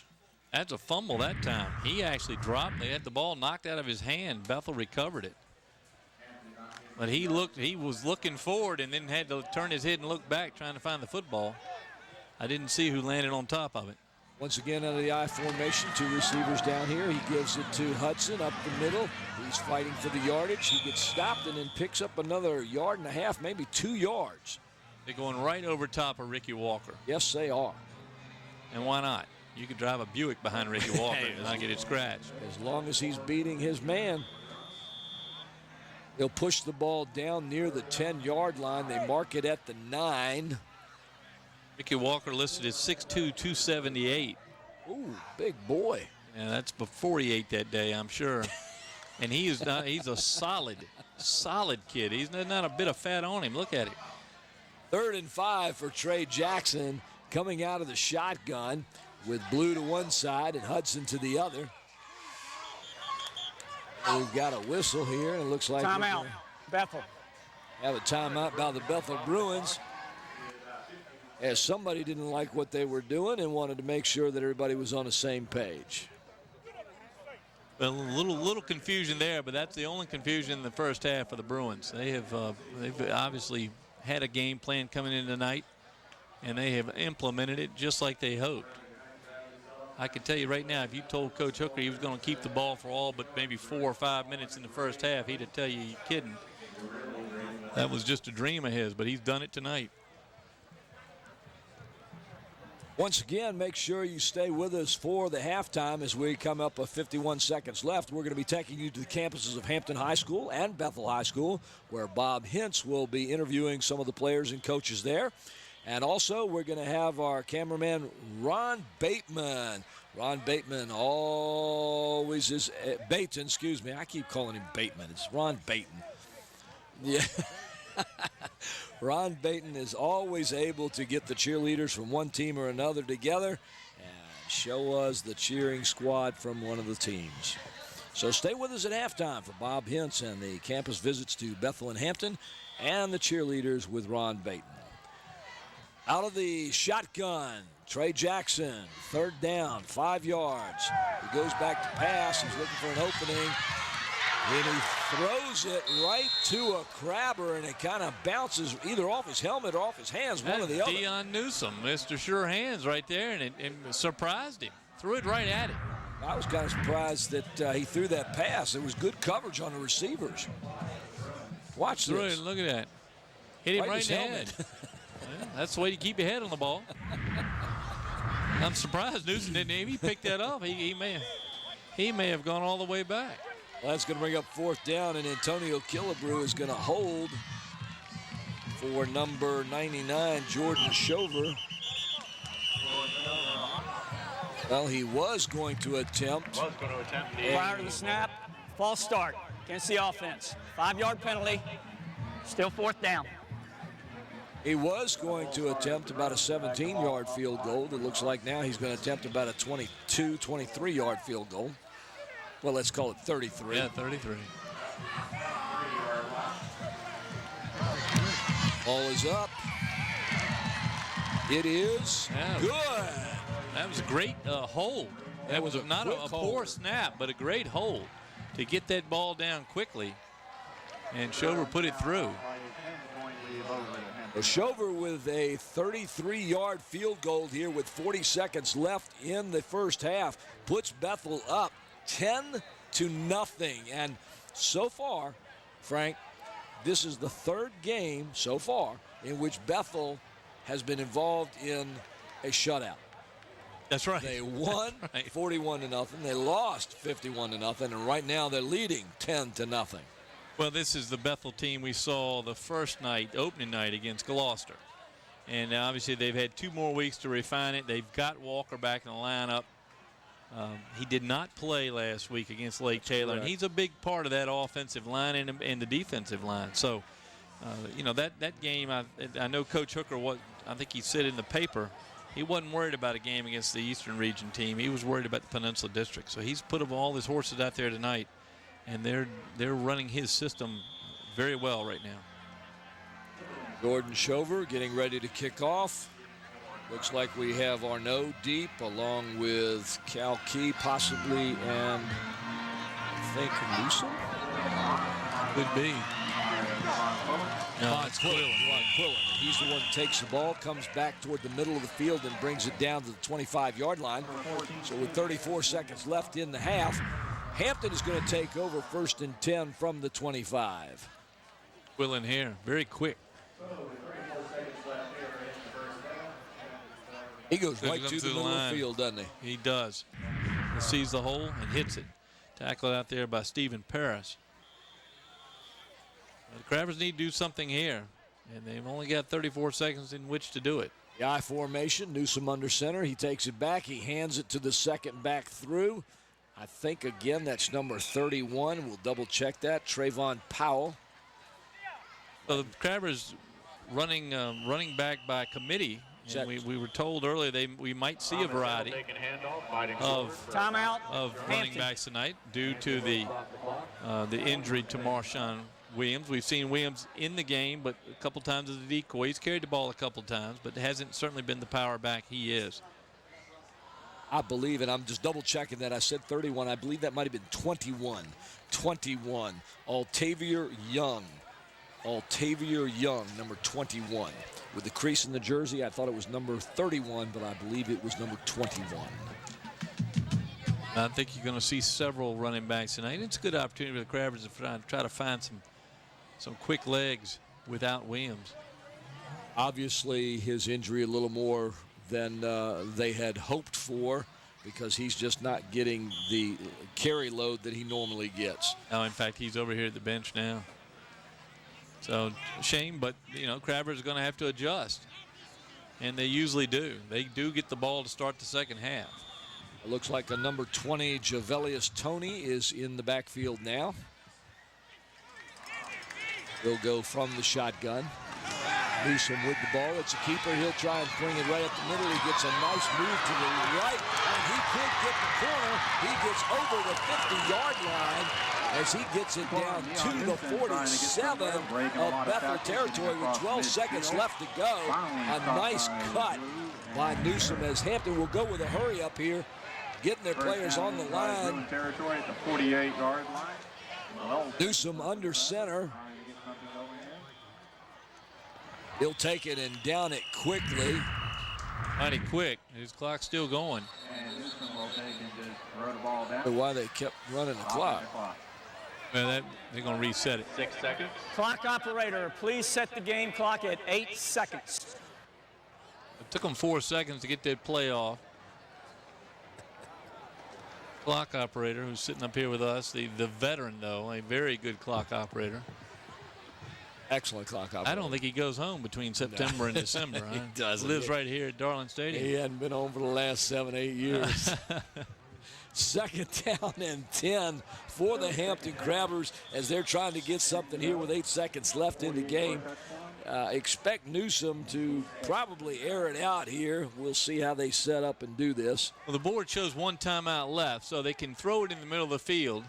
They got 2 wide outs to the top of the screen, 1 to the bottom. Newsome's going to go out of the shotgun. He'll get the ball and fade back. He's looking downfield. Moves to his right, looking, can't find anything. Airs it out. He's got a man wide open. Oh, I'm surprised. No call on that play. I thought there might have been, but no call on it. That's the receiver, Jovan Quillen, the very quick kick returner out there and receiver. And he was wide open, Frank, for a minute, and then all of a sudden the Bethel's player, number 20, and that was Nicholas Clark, just moved in there and just batted that ball right away. Yeah, actually it was Justin Blue, whose name we've called over and over. That time the defender was Blue, who had slipped back as a cornerback and broke it up. So we've seen Blue on offense and we've seen Blue on defense. Crabbers have seen too much of Blue. And they're playing gold and green. Yes, they are. So, ladies and gentlemen, here on September the 14th, 2012, at Darling Stadium on LSC, you are watching as the Bethel Bruins go into the locker room at halftime with the leading score of 10-0 over the Hampton Crabbers. Now, stay tuned for our halftime show as we go to the campuses of Hampton High and Bethel High, and we bring you Ron Baton with the cheerleaders. You're watching the Hampton Crabbers on LSC. All sports, all the time. Varsity! Welcome to LSC Head Sports Time on the road. I'm your host, Bob Henson. Over on the campus of Hampton High School with Mike Smith, head coach of the Crabbers. And Mike, first of all, congratulations. You got a big milestone coming up. So I hear, I never counted them. I didn't realize there'd been that many until Dave Johnson came by the other day and said, you realize it's going to be 500 games. I said, seems like it's only yesterday I lost that first game to York on roughing the kicker. Well, that's right. That was a roughing the kicker, and that hurt you. And, we ended up losing the game like 7-6 or something like that. Let's talk a little bit about this. So you got a young man in the Newsome, Deon Newsome, could play anywhere for you. He's pretty much doing it. He's playing about everywhere. He's playing quarterback, wide receiver, strong safety, tremendous athlete. He's a great kid. It's DNA. Right. Well, and that was my next statement is you had a good one in his dad, Myron. So it's kind of neat to see these guys have sons come back and play for you. It's got to be special in your heart. Well, the amazing thing about that was Myron. Myron was one of the toughest guys I ever played here, but you go back to the Wadford family, Granddaddy Wadford and Grandma and Myron, and there were 8 girls, and Myron's mother and Wilson's mother, and they were all sisters, and all of them's played here. Marcus Hagens. Well, listen, let's talk a little bit about your team overall. Your defense, how's it look this year? We've got about 5 back on the defense side of the ball. And, I think secondary is very solid. We had to replace the linebackers, so that was a little bit of a hit. I had to replace 2 inside and 1 outside, but they're playing well right now. Okay. Had a young man move in from Georgia, defensive tackle, about 6'1", 250, that's playing really well. So I think they'll stand tall. I think they're going to play well. They're not particularly large, but they run well. They'll run through you, and they'll smack you around. So it's been interesting. Let's talk a little bit about the offense. How's the offensive line looking this year? Well, we lost a couple of guys we thought were going to play, two largest guys we had. I didn't know that. One decided not to play, and the other one, he decided not to study like he should. And one 6'5", 290, or about 6'4", 295, and the other one was probably 6'3", 290. But other than that, we're decent size up front, and got the Wilson back. We've got about 3-4 guys back on the offensive line, so we're pleased with it. That's good. Now, you got this young man, Marshawn Williams. Yeah, Marshawn Williams. Good running back from what I mean. Well, with him and Newsome, you got 2 that can break at any time. I really think probably he's better than good. He's a great running back. He's a great kid, too. Hard worker, playing linebacker on defense, but they both run the ball well. Had a kid, Cal Key, and Cal's dad played for us, and jumped ship and went to Kecoughtan his senior year, but he's moved back over here from Smithfield, and his son's playing with us, and he's a good back too. Plays defensive back, plays some running back. So a combination of those three in the backfield, some pretty good kids. Receiving core, probably as a unit, best we've had in years. We got some guys can catch a ball and can run. They're all not real big. Trevor's about 5'7", about 150 pounds, but I'm going to tell you, great athlete out there. And but we got some. We're pleased with them. One thing always amazed me is the coaches you have under you. Your assistant coaches have been consistent. And I'm not just talking Danny and Albus. I'm talking about the other kids who have come in and have done a good job. Newsome, for example. Oh, Newsome's done a fantastic job. Of course, Albus not coaching this year. Right. He's not with us. Danny's, of course, Danny coached Danny. Danny's been with me for years. And doing a really outstanding job. But Meyer's doing a great job. And William Yarborough, Killer Yarborough, who from Warwick, that played with Meyer at Tech, has been coaching with us for the last 4 years. So, okay. And Kenny Gilliam's back. Kenny comes and gets here every afternoon and played here, played in Richmond, played on the first state championship team in '75. So tremendous coaching. But it does. It makes a difference. You know, the guys have been around and kids respect them, and they work hard with them. Talk a little bit about the district. What you see is the teams that might give you the run for your money. Oh, they'll all give us a run for money, I promise you. I think they put asterisk by us, which is good. You know, you need to target on the back occasionally, but I just don't know. It's hard to say at this point who's going to be what and where. I think FIBA's going to be back up, you know, at the top of the group.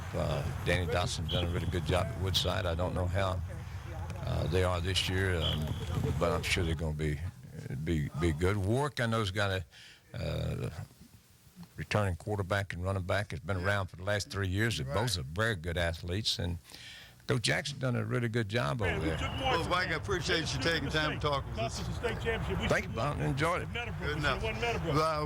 Want to thank you for tuning in to LSC in Sports Time. I'm your host, Bob Hens. I want to thank Mike Smith. Until next time. Hi, this is Kevin Swan, 1989 graduate of the greatest high school in the city of Hampton, Hampton High School, and you're watching LSC, all sports, all the time.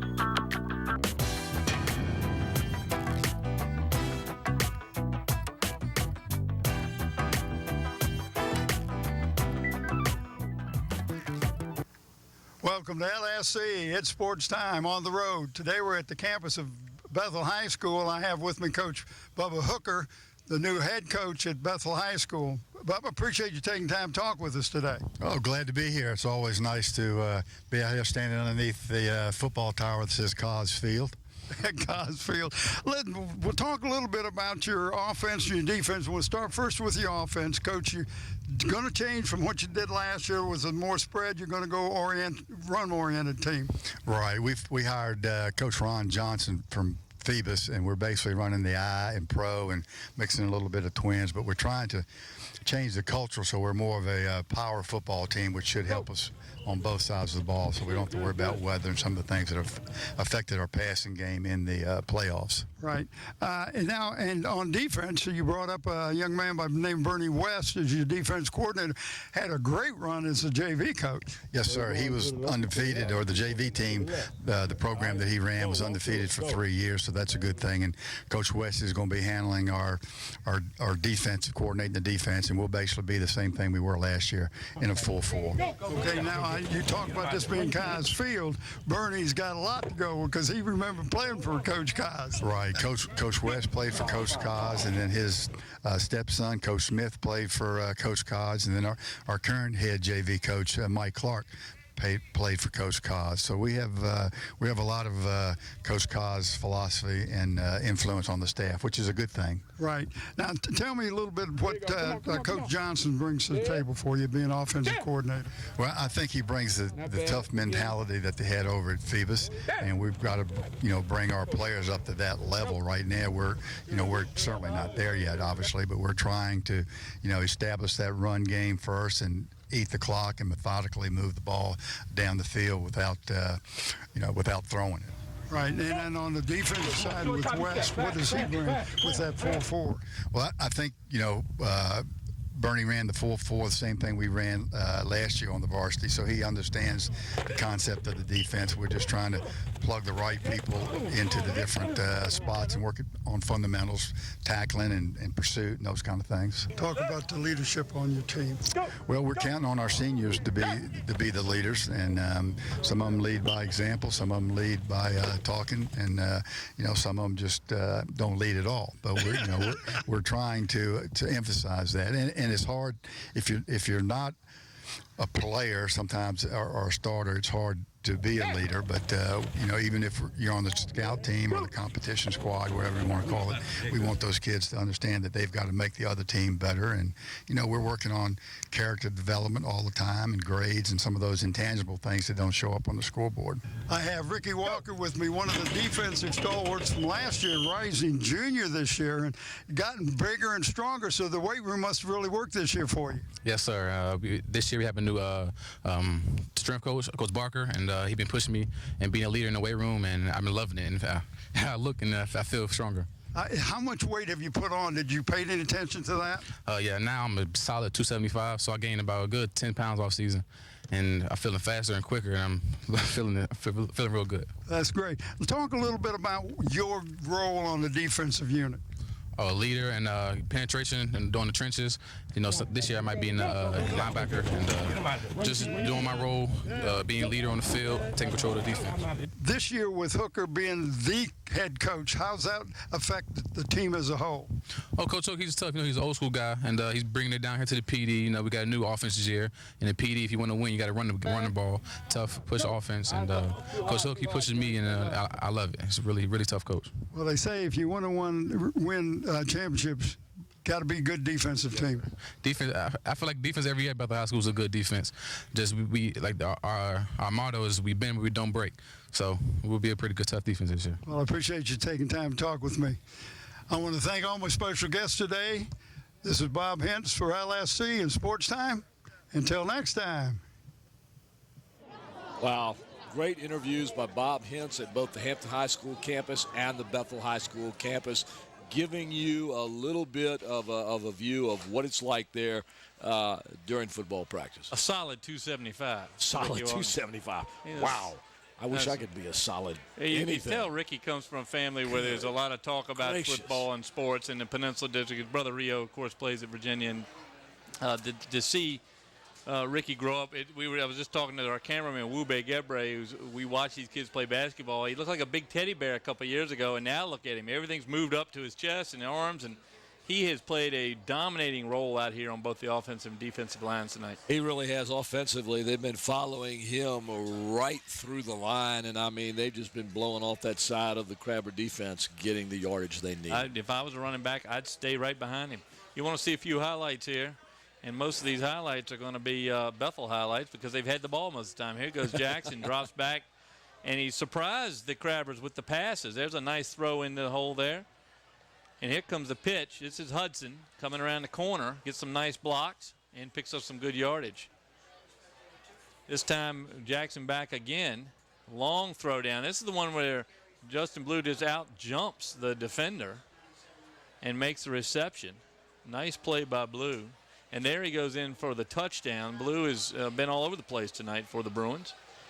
Now here's Deon Newsome with one play that was real positive yards for the Crabbers. You can see how quick he is. And you see another good stop by the safety, Clark, for the Bruins. And here comes the fumble. That's Cal Key. Clark puts his hat right on the ball, knocks it loose, and the Bruins recover. That really broke the back of the Crabbers there in the first half. Well, we see the Bruins come out now for the second half, Paul. It should be a good one because I can tell you right now the Darling Stadium home locker room is going to need a new coat of paint because it was just shredded off the walls by the comments from Mike Smith and Danny Mitchell and others in that locker room. Have you ever thought about being a fly in the locker room down there for the Crabbers? Every fly is dead after that halftime pep talk that the Crabbers have just received. Mike Smith now sharing the pep with the officials. Yes, yeah, Bethel Bruins leading this game 10-0, and let's find out why. For the Bethel Bruins, they've thrown for 90 yards compared to 26 yards for the Crabbers. On the grounds, a little bit of a surprise here. The Bethel Bruins 61 yards, the Crabbers 71 yards. I would have thought that Bethel, with all that running, would have had more yardage than that. Total yardage, though, the Bethel Bruins 151, the Crabbers 97. The Bruins have been penalized 4 times for 20 yards. The Crabbers just once for 5. There's only been 1 turnover, and that was Cal Key's fumble for the Crabbers. And the time of possession we don't have, but we can tell you this, that Bethel, obviously, in time of possession, has held that ball quite a bit more than the Crabbers. I'm going to say 15 or 16, maybe even 17 minutes out of that first half. I would say closer to 17, yes, no question about it. 10-0 here at Darling Stadium, September the 14th, 2012. You're watching a great game now. Last year, Bethel took this game, if I remember correctly, 20-0. That's correct. A shutout. Are they on their way to another shutout this year, ladies and gentlemen? Or is this going to be the Hampton Crabber team that we've all come to see and expect coming out of this locker room? Like we said earlier, I'd love to have been a fly on the wall to hear what was said there. This Crabber team is a very well-coached team. It's a very athletic team, and they've got some talent all up and down that roster. So I'm not looking to see what I saw in the first half here as we get into the second half. And there's Bob Hintz, and the report from the truck is that he may be campaigning for city council here in Hampton as he talks to some of the fans there. Bob Hintz, make sure you watch him. What is that program he's on? Sports Time. It's Sports Time, and Bob interviews coaches and athletes of the past and the present for them from the Hampton City Schools. You can watch Bob and all his shows, all the shows on Cox Cable Channel 48 and Verizon Fios Channel 23. Tune in for Sports Time Monday, Wednesday, and Saturday, 7:30 a.m. and 7:30 p.m. on LSC. What time is it again? 7:30 a.m., 7:30 p.m. Oh, gosh, I don't even think I'm up at that time. It's great group of a great group of shows. He's done over 100 shows now, Sports Time.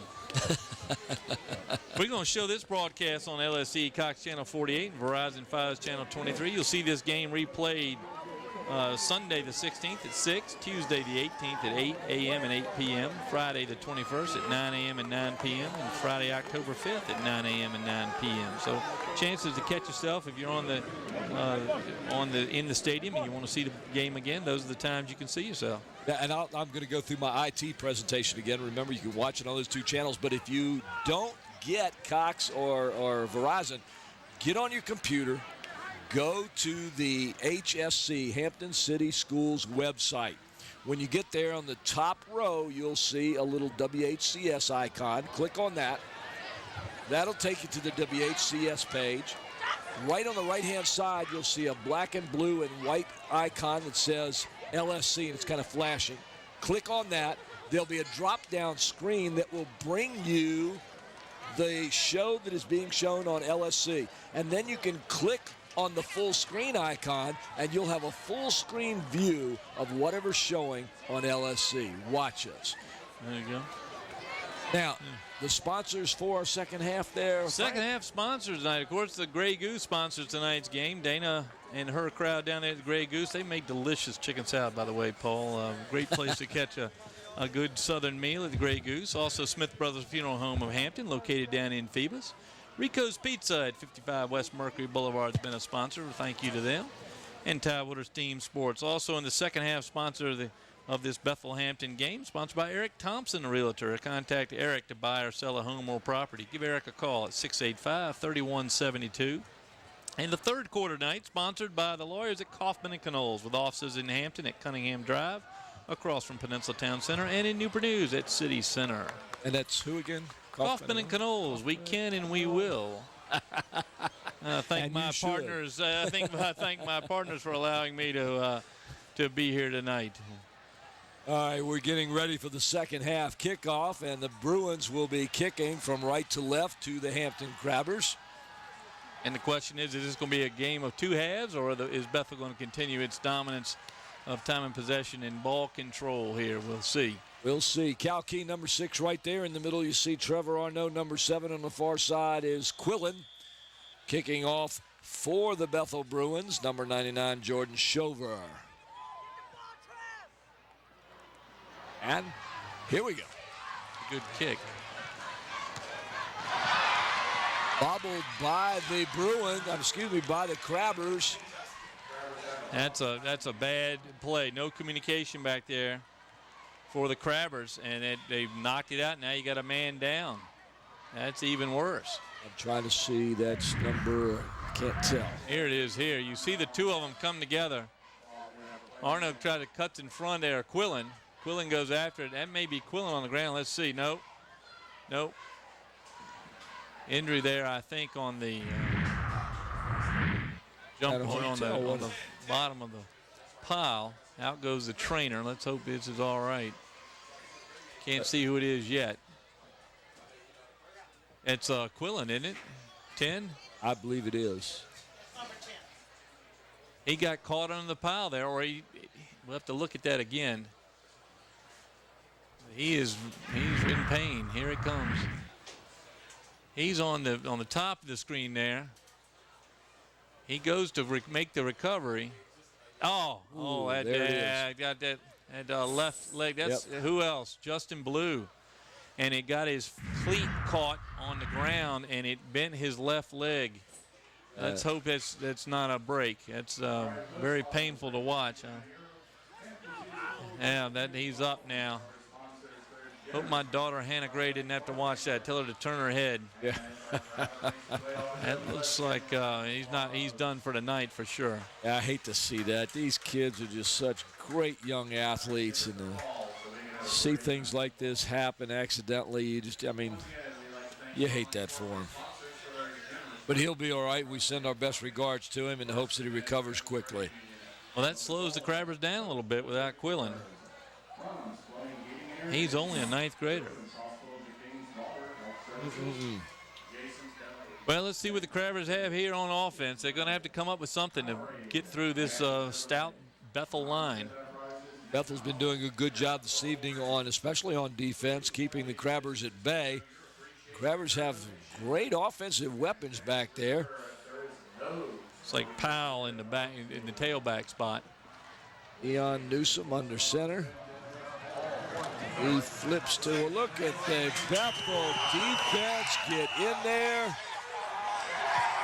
That's Hasiel Graves yet again. We here, baby! And if you saw Hasiel Graves 3 years ago, you'd have said the guy's going to play nose tackle, but he has shown some speed tonight. Watch him come down the line, get around the block, and then he's got him. Nowhere for Powell to go. Fortunately, wasn't a safety for the Crabbers.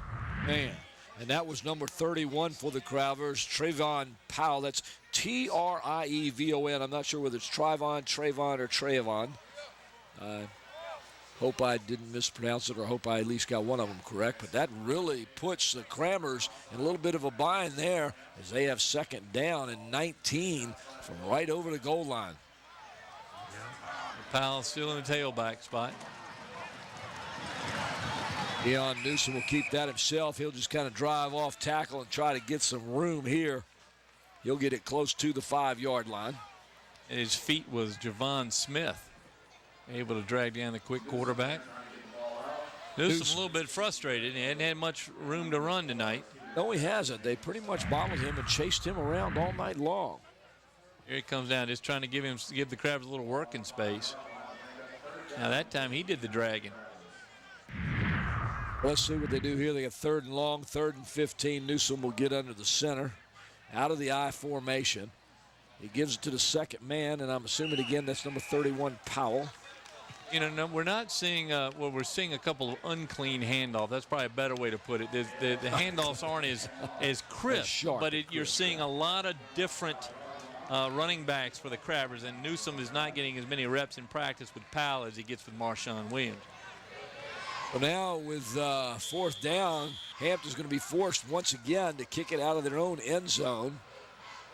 They need a big punt here. Newsome to punt.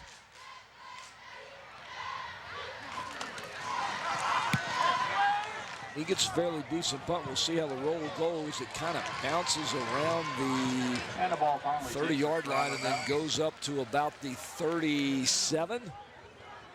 Back for the return for the Bethel Bruins. Looked like number 4. That's, get your name right here, Antonio Killebrew. Killebrew got the start tonight. He's played very well. He really has. And he was a late scratch from what I understand. And he's been all over the place. So Bruins now get possession of the ball once again here in the third quarter with 9:34 to go. They're up by a score of 10-0. Trey Jackson and everybody moving there. I want to send it down to Bob Hintz now. Bob, what are you going to tell us about that injury to Quillen? Yeah, the young man just got hit on the knee. It was just, on the side, no ligament problems. He can bend down. He's okay now, but they were, just making sure. We don't want anything to happen to these young men. If you got a problem, we want to make sure it's okay. I see he's running and jogging, so it seems to be more of a mental thing at the beginning than it is now. Well, it was tough to watch in the replay, but I'm glad he's all right. He is running up and down in front of the bench here.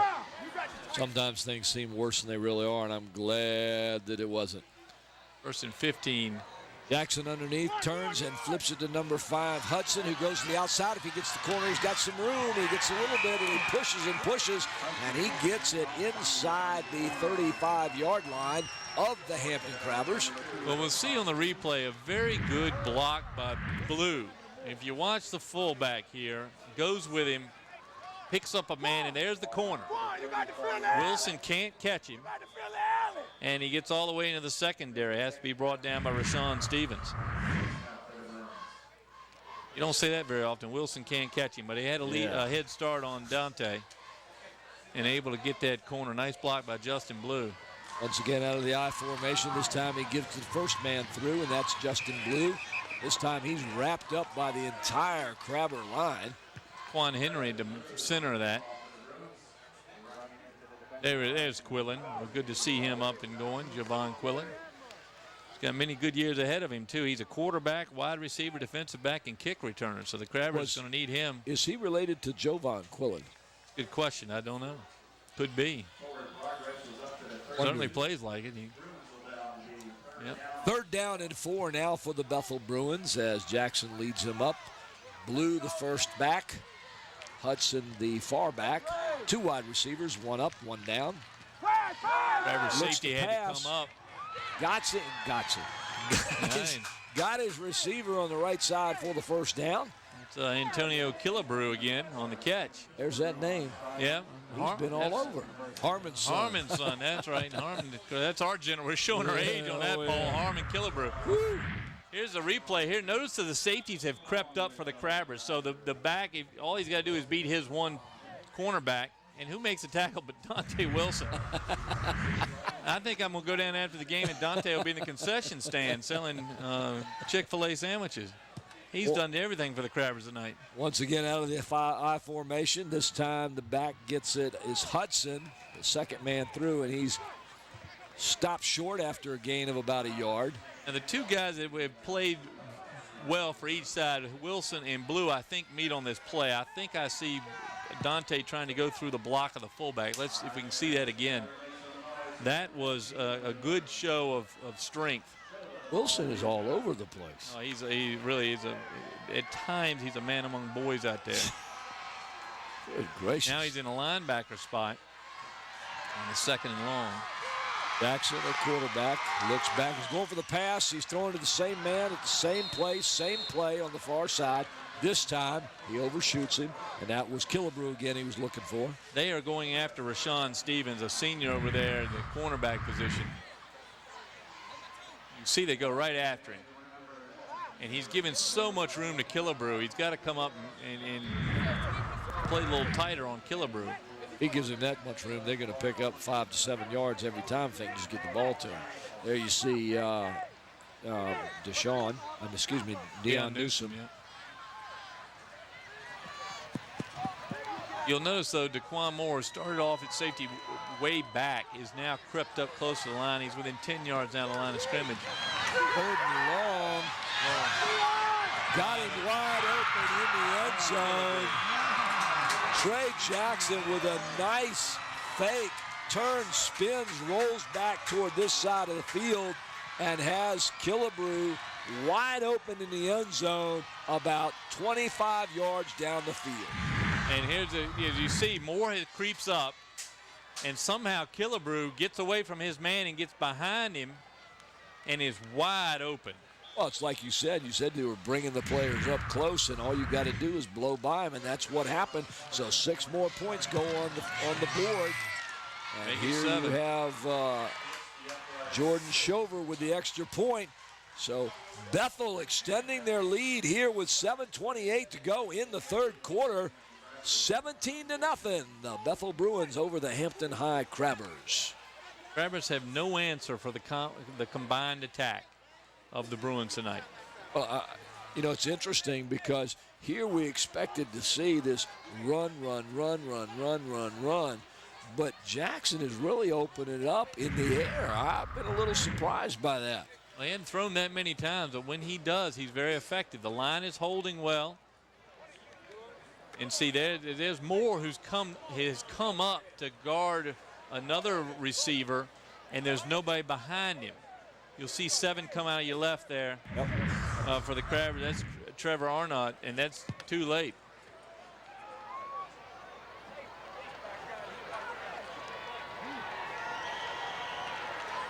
This is it's quite a surprise. We certainly didn't think it'd go this way. We knew it'd be a hard-nosed game, but the way the Crabbers had played the first 2 ball games, we thought we'd see a little more offensive action out of them. Have seen nothing tonight, and they've given the Bethel the ball a couple times on a short field. Yes, they have.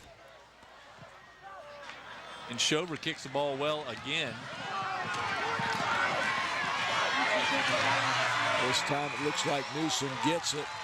And once again, Osceola Graves. Osceola he has played wonderfully, and he's so much quicker.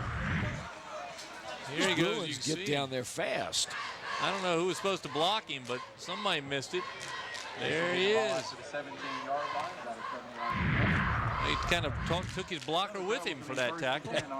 If they don't learn to stop him, he's going to get down there every time. The Bruins have not given the Crabbers good starting position yet on offense. Osceola Graves, 5'10", 214. I'm going to tell you, he was 5'10", 240 3 years ago. But, man, this new weightlifting program at Bethel and just his growing up and slimming down, he's guarding receivers out here. Heck of a ball game by Osceola. Spread offense this time. Newsome throws it to the near side of the field, and there's an open right there. Number 7, Trevor Arnott. He cuts back across the field. Looks like he's going to get close, if not into the end zone. They're going to call him down right at the 1-yard line. They call it a touchdown. They call it a touchdown. The far refs had it on the 1. The trailing ref at the end zone put him in. Well, that's the spark that the Crabbers needed, and the side over here under the booth is going wild. And here it is. It's spread offense. Arnott was by himself. Newsome just hit him with it. Got a great block, and then just turned on his feet. Watch his cutback. That's what did it right there. That's Corey Sweetenburg. That's not an easy guy to cut by. You see he makes the tackle eventually, but not before Arnott drags him into the end zone. Here's Bo Lomax with a point after for the Crabbers. And he got a flag down on the far side. Let's see what they're doing here. May have been offsides on the defense. Well, if it was, they'll decline that. And Bo Lomax, one of my former students, goes out there and drives that one right through the uprights, and strong leg. That ball was well through the uprights and back. It looks like it'd be a defensive penalty. No flag called. Flag. Okay. Well, the Crabbers got what they needed, which was a quick touchdown. Yep. So for the Hampton Crabbers, as you watch the replay on this drive, 83-yard catch and run. I don't really want to call it a pass because it was in the backfield. It was a catch and run. Touchdown, 6 points. Bo Lomax with the point after. Hampton on the board now, 17-7. What we have to find out now is how much of a momentum change this might be. And for that, we're going to try and go down to Bob Hintz and see if he can tell anything about the demeanor on the Hampton sideline after this play. Bob? Hey, guys, I tell you what, you can now see the Crabbers with a little bounce in their stride after that catch and run of 83 yards. But what's really has got me understanding what the Crabbers are doing, they're just a little off center. I think once they get the idea of what's going on and they go back to Crabber football, we're going to see a ball game tonight. Well, they're certainly going to have to open it up still. There's 7 minutes to go here in the third quarter. They have time. But they got a great opponent tonight. Here comes Killebrew again. That time. Crabber's gang tackle Killebrew. I think they've done with Killebrew. He has torn them up tonight, so they wanted to make sure he knew he was still playing the Crabber. Well, they stopped him definitely at that time as Bo Lomax kicks this one to about the 15, 14-yard line. Killebrew tries to get upfield on the sideline, but there are the Crabbers right there to stop him. It's Quillen on the tackle. Oh, well, that's good to see. Quillen, we thought was going to have the injured knee. Now here's the key, Paul. Can Bethel just grind it out like they've done the entire game? Can they keep getting first downs? Let's see. Well, they're coming out of the shotgun with Jackson in the middle. That center goes way back. Ball still loose. Down on the goal line. No safety. It's going to be Bethel ball right on the goal line. Bad snap. Boy, that all of a sudden snap, the wheels fall off for Bethel. That snap just took off and went. You could sell tickets for a ride on that one. That was right through the hands of the quarterback at a high rate of speed. Joe Melred I know he had touchdown in his sight. And Hooker smartly calls a timeout. Well, we mentioned a possible momentum change. Bob said he could see that spring in the step with Hampton Clock now. operator, please put the There's game, Marshawn set the game Williams. clock at 6 minutes, he can't be out 35 there. seconds. Thank you. All right, we're going to get the clock operator at 5 seconds back. So now with that bad snap, putting Bethel, pinned up against the goal line, that's got to give Hampton even more bounce, even more confidence, and we're going to have to see how Bethel can respond to this now. Well, it's second and 36? Second and huge. So, and the first time Bethel has really been in the hole. Just a bad snap, got through his hands. He's smart to fall on it. Couldn't quite held corral on it, though, right? So many players would pick that ball up. Jackson showing some football intelligence, picking that, dropping on the ball, even though he couldn't secure it. Well, here comes a newly rejuvenated Crabber defense. 6:35 left here in the third quarter at Darling Stadium. Bethel with a 17-7 lead, but they're up against a wall here as Jackson brings them up out of the eye.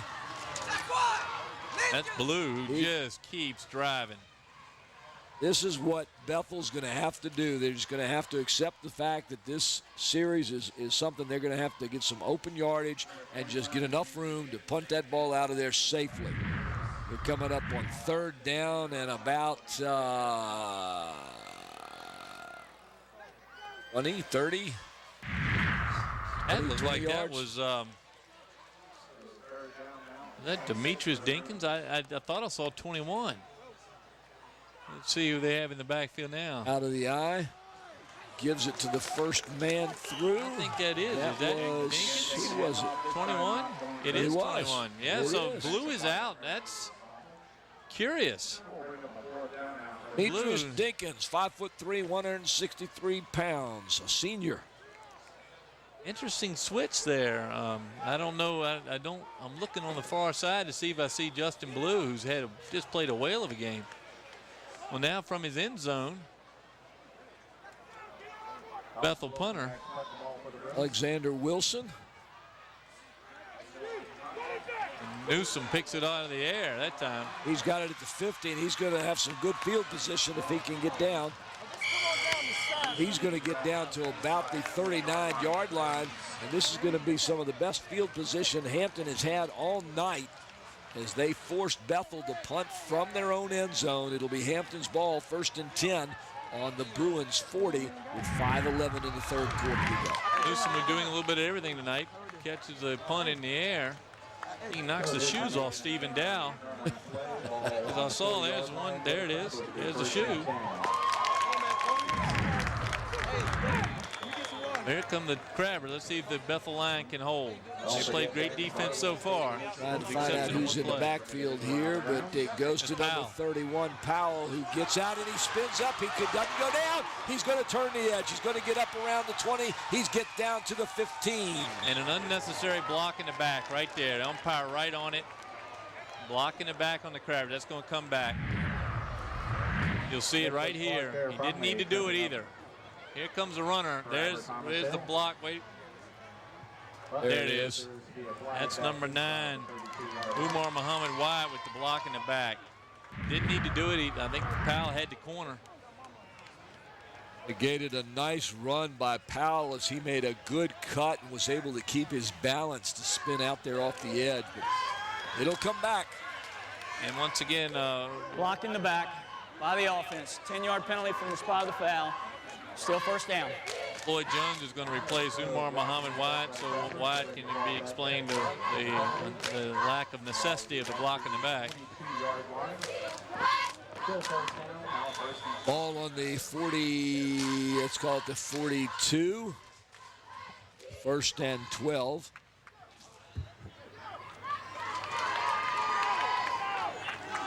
Hampton will send 3 wide outs to the right side. 1 to the top of the screen. Newsome's confused here a little bit. Timeout, Hampton. Something wasn't right there, and Newsome didn't like it. Well, you know, these games often are a series of momentum shifts, and we just saw another one in the penalty. Yes. Crabbers have scored the quick touchdown, have gotten a good field position on and after the bad snap, had all the momentum in the world, and now they're having to call a timeout following the 10-yard penalty and the block in the back on a very good run that really would have kept that momentum going. Yes, it would have. We'll have to see how they respond to it when they get out of this timeout.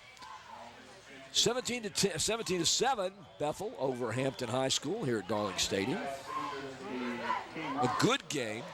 Not quite what we thought or imagined prior to tonight, but I mean, candidly, not anything like we thought we'd see. We really thought Bethel struggled last week. I didn't realize that the absence of Ricky Walker last week made such a big difference. Obviously, it did. Hooker made a lot of changes tonight. I think he's found some good combinations. It's kind of an understatement when you say he made a lot of changes. Yes, he Here's did. Newsome with the ball. He's going deep. He's going deep, and he's got a man. He's got a man into the end zone. Touchdown. Touchdown. That's the guy with the leg injury we talked just 5 minutes ago, Jovan Quillen on the catch. And just like that, folks, the Crabbers scored 2 touchdowns. No, not Jovan Quillen. It's Jovan Quillen. Is it Jovan Quillen? Oh, my gosh. It is Jovan. So I wonder if he is related to the Jovan Quillen that I'm thinking of. That leg injury seems to not have slowed him down as much as we thought initially. Here's Bo Lomax, the kicker man in for the Crabbers. Bo Lomax tried to put up the point, and it looks like he's going to do that. He missed it, left. Oh. That's tough. Well, now this has all happened in the first 7 minutes of the third quarter. You know what's, Paul, we noticed at halftime how quick the first half went. It's because Bethel ran the ball, kept possession, ran the ball. Crabbers now, we've seen as much football, I think, in the last 7 minutes than we saw in the first half. First half, completely, yes. And it also answered our other question about the momentum change. How would Hampton respond to that after that penalty? Well, we saw what they did. They came back and went airstrike all the way for that touchdown. A 42-yard reception there by Quillen. That's a good sign for the Crabbers, a good sign for Quillen. Here's the ground level shot. It's a great picture right here. Ron Baton on the camera. Nice pass. Nice catch. Had to turn around and catch it, and then hits the cone. Right into the end zone. So this game all tightened up here in the third quarter with 4:35 to go. The score, Bethel 17, Hampton 13. Well, it seems to me the Crabbers have adjusted, not having Marshawn Williams. It took them a long time to do that tonight. Here goes Lomax kick.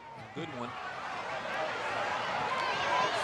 That's Hasiel Graves. Graves again. He big gets guy. Outside. Comes up near the 50-yard line. A great return for the Bethel Bruins.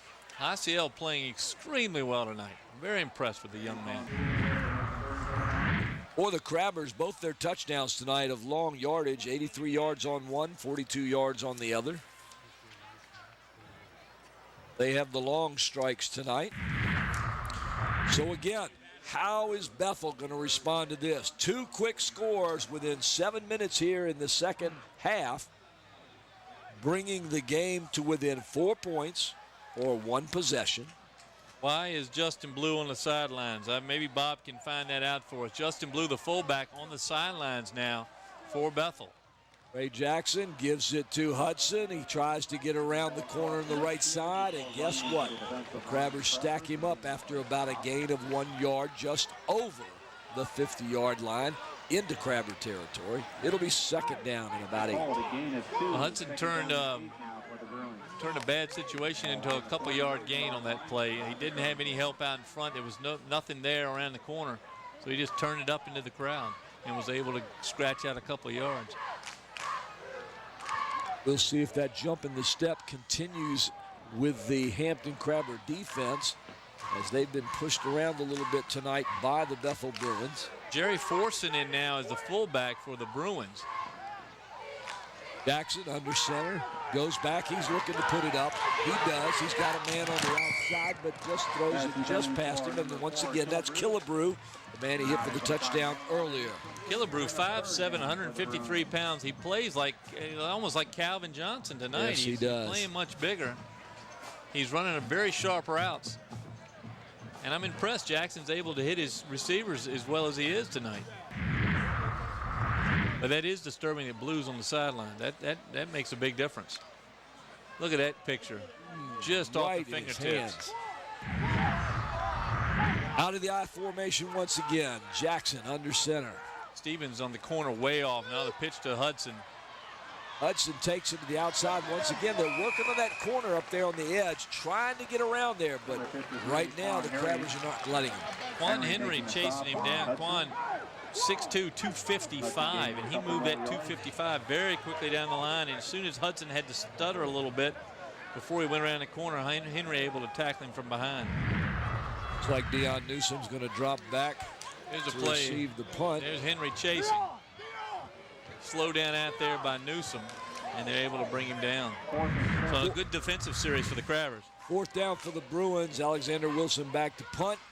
Newsome back deep. He'll stand around the 18-yard line. Wilson will punt from about the 38. Almost got the block on that. Ball goes out of bounds over there about the 15. Looks like he's a marker right on the 15-yard line. So after a hold by the Crabber defense, they'll get the ball 1st and 10 on their own 15 with 2 minutes, 40 seconds left in the third quarter. Paul, I don't have any statistics in front of me about the number of possessions from the first half, but I'm going to tell you, I think this would equal the Crabbers' number of possessions from the first half here, and we're still in the third quarter. I'm going to almost agree with you. If it's not, it's pretty daggone close, as we see number 31 for the Crabbers there, who's gotten a lot of work this evening. That's, again, Trayvon Powell. Well, Sorry on the pronunciation. Well, it seems to me that the Crabbers took a long time to adjust to the fact that Marshawn Williams is not out there. They were using Williams early as the decoy, and that, I think, took away from the straightforward offense and they he run. hasn't been out there. Right, and now you're starting to see a little more action without him out there. If he's not full strength, let Powell and I think we'll probably see Demetrius Strickland at some point, number 22. On that handoff, first back through, gets about a yard to make it 2nd and 9 from about the 15 and a half. Newsome up under center, the I formation. 2 wideouts down this side. He goes back to pass. He's looking for somebody on the right-hand side. He's got a man open. And the ever-reliable Daquan Moore. Is that who that was? Yeah, Daquan Moore, the verbal committed to Old Dominion as a safety.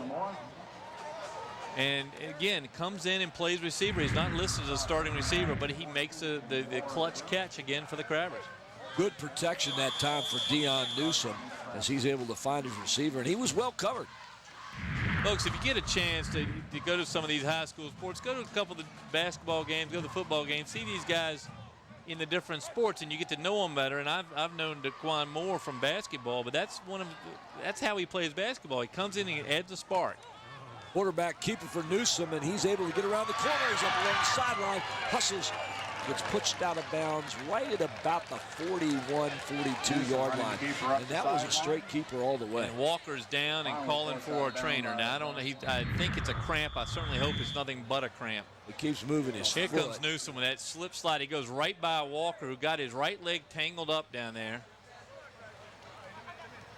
And there he tiptoes down the sideline. And Alvis Mann has stopped him. Man, retired teacher stopped him. It looks like a cramp. I hope so, because he had that little injury in the Gloucester game that kept him out last week.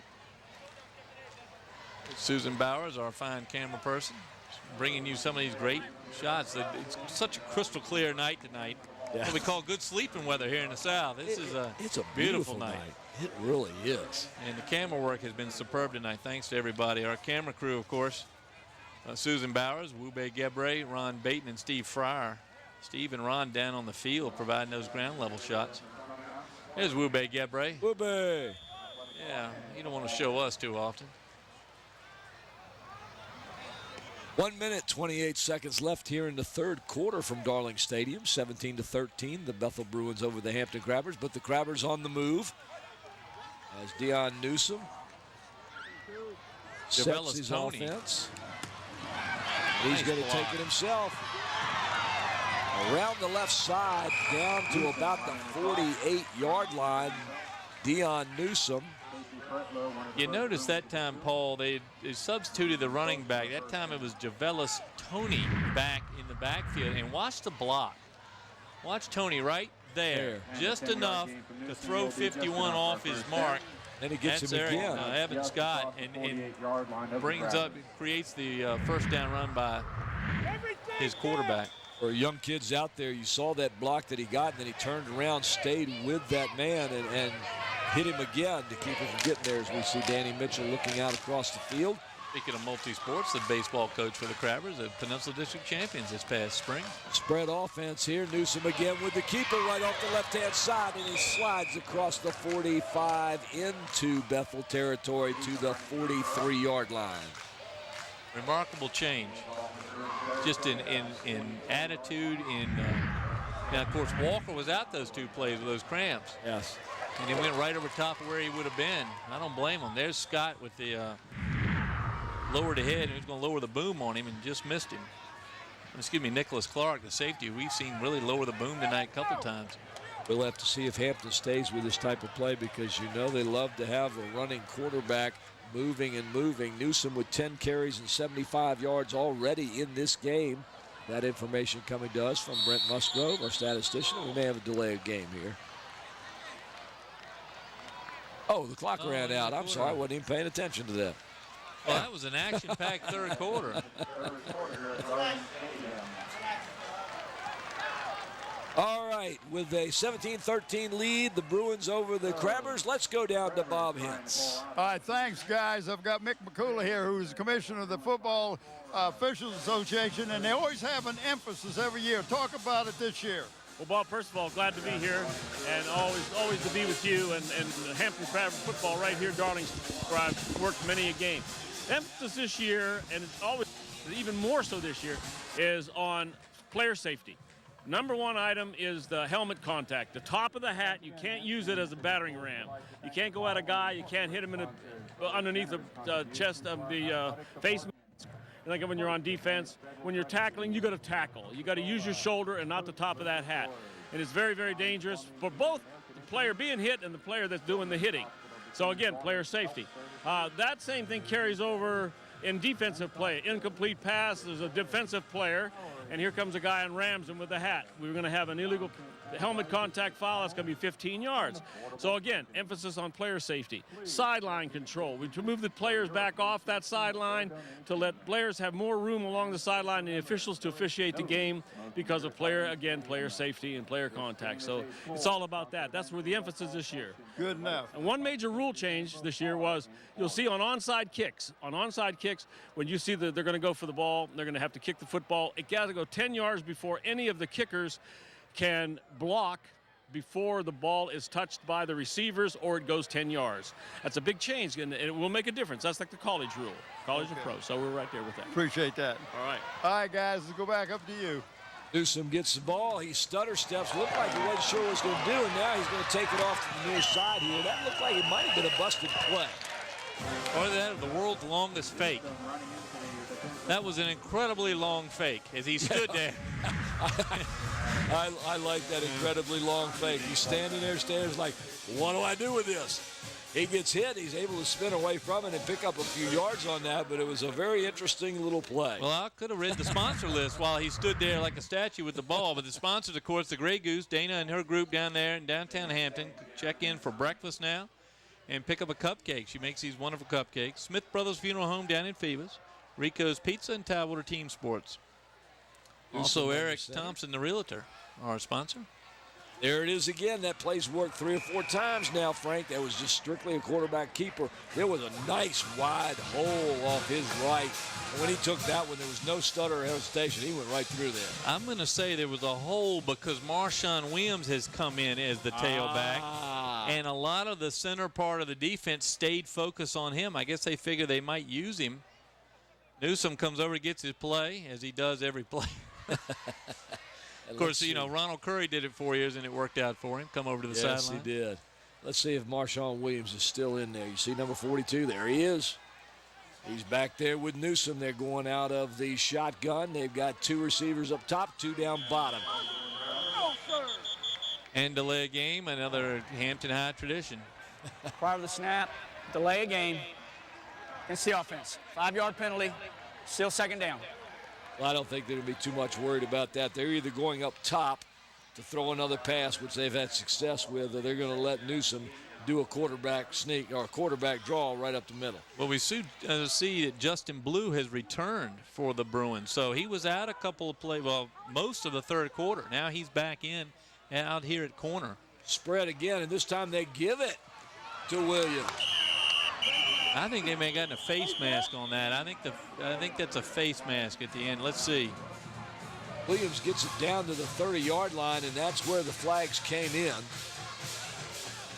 No, they call a hold.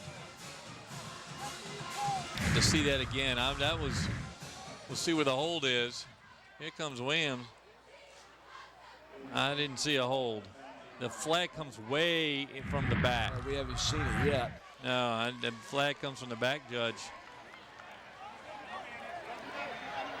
Block in the back against the offense. 10-yard penalty from the end of the run. You know, what we didn't get Bob to ask McCullough was about the play last night where Pittman for Phoebus lowered his head and was called for using his head offensively. I don't know where the hole was on that. It was a block in the back. And I'm not block in the back. I didn't see it. I saw a couple of incidental type things, but seemed to be moving forward. All right. Yeah. Well, it's going to be second down and about 12 yards from the 41 of the Bethel end of the field. That's about as spread as the Hampton offense gets. Oh, Bethel was laying for that one. Newsome just turns and pitches it to Marshawn Williams, and like I said, they're keying on him. He hadn't been in there a lot, but when he is, they're keying on him, and that time they stopped him for another loss. That'll drop him back about another 2 yards. Mike Smith on the sideline surrounded by the running back committee. Strickland and Powell all waiting their turn. They're not going to get it this play. Well, with 3rd and long, you'd look for Newsome to put it up as he's done fairly well, 155 yards, 5 of 7 passes. They go to the spread, 2 receivers to the top of the screen, 2 at the bottom. Newsome's got it. He's looking downfield. He's getting some pressure. He throws it out to the left side. Oh! Bounced off of right out of the hands of Umar Muhammad White. And right in the hands of, who was that for Bethel? That was Stephen Paris, wasn't it? Paris, I believe. So that ball was bouncing around like an old pinball machine from the 60s. Two guys frustrated with themselves on that play. Watch this. Newsome had some time for a moment, then he got some pressure from his right side. Yep. Boom. Right off, boom. right out of his hands and right out of his hands. Both of them disappointing. Both of them. Well, it's 4th and 14. Back to punt. That's where the field position battle comes in. Killebrew is back deep. Hampton. Hampton taking a timeout on the field. 9:50 left in this game. It's a 4-point ball game, ladies and gentlemen. Bethel 17, Hampton 13. Well, we've seen both teams play well at spurts tonight. Hampton all in the second half, and the Bruins a little bit here in the third, but not, or third and fourth, but not much. Mostly in the first half. We've seen some interesting combinations of players and people going in and out, and they've been doing it as a team. I mean, whoever wins this game, it's a team effort. No question about that. A lot of different components played well. I mean, the guys we expected to play well have played well. Wilson for the Crabbers, Walker for the Bruins. We've seen some great hits out of that safety for the Bruins tonight.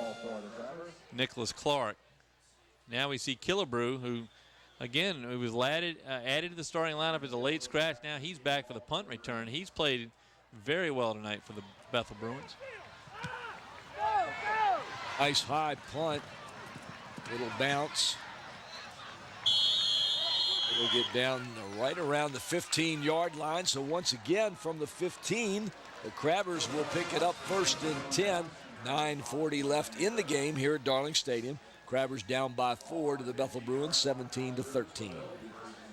Paul, this 2012-2013 school year marks the 100th year of the VHSL, serving youth through athletic and activity programs.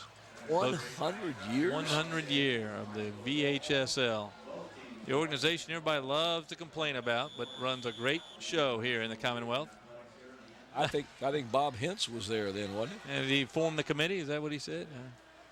Trey Jackson, the quarterback for the Bruins, gives it to number 5, Jihad Hudson. Got it.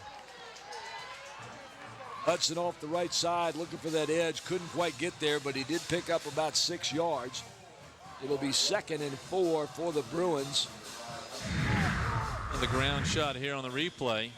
See him coming. Nice slip of the tackle there. Got around Troy Garrett and took, who else? Dante Wilson to bring him down. See if, who do we have there? Is that number 6 or number 8 in the backfield? I don't know, but it's not number 7. Blue not Number playing 7. fullback here. That's Looks like number 6, Javon King. But they give it to Hudson. Hudson looking for that edge again. He'll get the first down as he gets it across the 25 to about the 27. Very slick as he got out of the grasp of ODU-bound Daquan Moore. You see it here on the replay. Just a run around the end. Fullback has a nice block, and he slips out of the hands of Moore. That's able to what get got across him the first first down. down. So Hudson continues to run well. That's a good picture of the Hampton band. They just They did look a nice great job tonight. tonight. They really They do. did. 8:35 in the game, and Frank, if Bethel can get back to that time-consuming drive that they did in the first quarter, first half. Fullback that time. That's Brian Moore in at fullback now for the Bruins. Bruins looking to eat as much time off the clock as they can. It winds down. It's getting close to 8 minutes left in the game. Well, the Crabbers need to stop right here. They can't let time run away. They only have one timeout left in this With half. the momentum shift that they had coming into this second half, this is going to be a key series for the Hampton Crabbers. They'll need to stop Bethel, and they'll need to have a good drive. 13 carries, 67 yards for Hudson tonight as he gets it again, comes this side. Tries to power his way across the 30. That time he's behind Jerry Forson, a sophomore in at fullback. They're running fullback by committee now that they're not playing Justin Blue in that spot.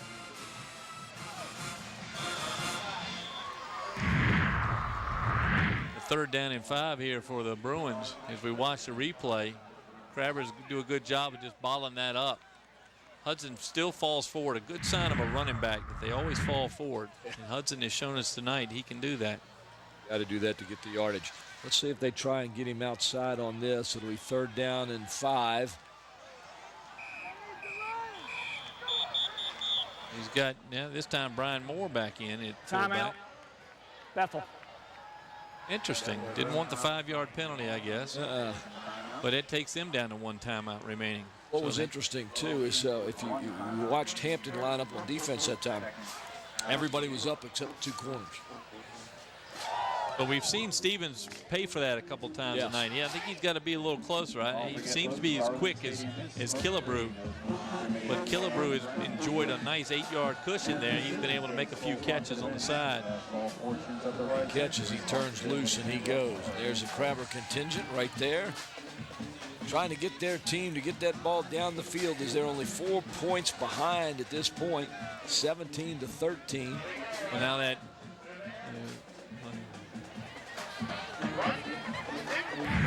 the replay of that touchdown that put Hampton so close. A nice ground level shot. This is the pass of Jovan Quillen. Quillen makes a nice catch to turn around and haul the ball in and make it to the cone. He had to turn around the opposite direction. So here it is, 3rd and 5. Jackson under center. Here Keeps comes it Jackson. himself. Keep it. Red going to chase him. Deep. He's got a man. I don't know what the flag could possibly be on there, but all 4 of them going for the ball. I'm guessing pass interference. But who on? I don't know. Let's Everybody's see who the walking report. down that way. I'm surprised at that. All 4 of them, obviously the receivers had stopped. Everybody jumping up. Now there's a discussion back there now. Here comes the referee.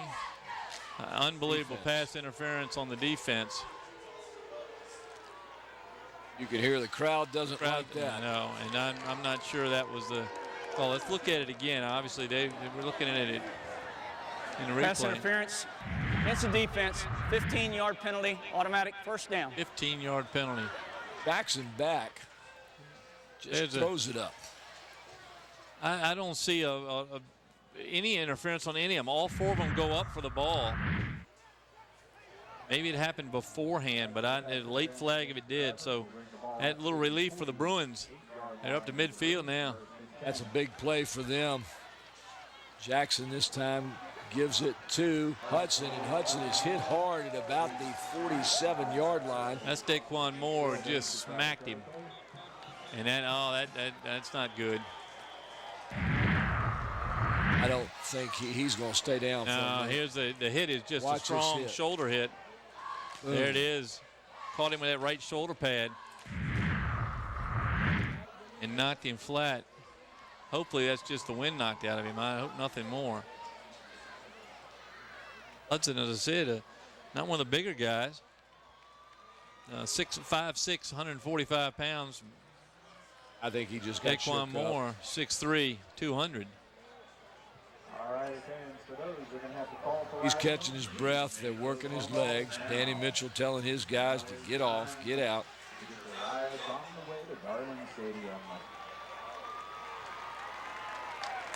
Yeah, well, Hudson, good to see him. I may just got the wind knocked out. I think the shoulder pad to chest.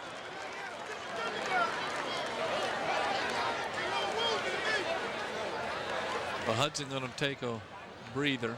Hope he's okay. He's played a whale of a game for the Bruins. Hudson getting 5 yards. That's going to bring, looks like Blue's going to come back in. Justin Blue, number 7, back into the ball game. Running back appears to be Demetrius Dinkins, 21. He's in the tailback spot behind Blue. And that's Dinkins with the ball. That gets it. He's off the left-hand side. He gets a quick little spurt through that line.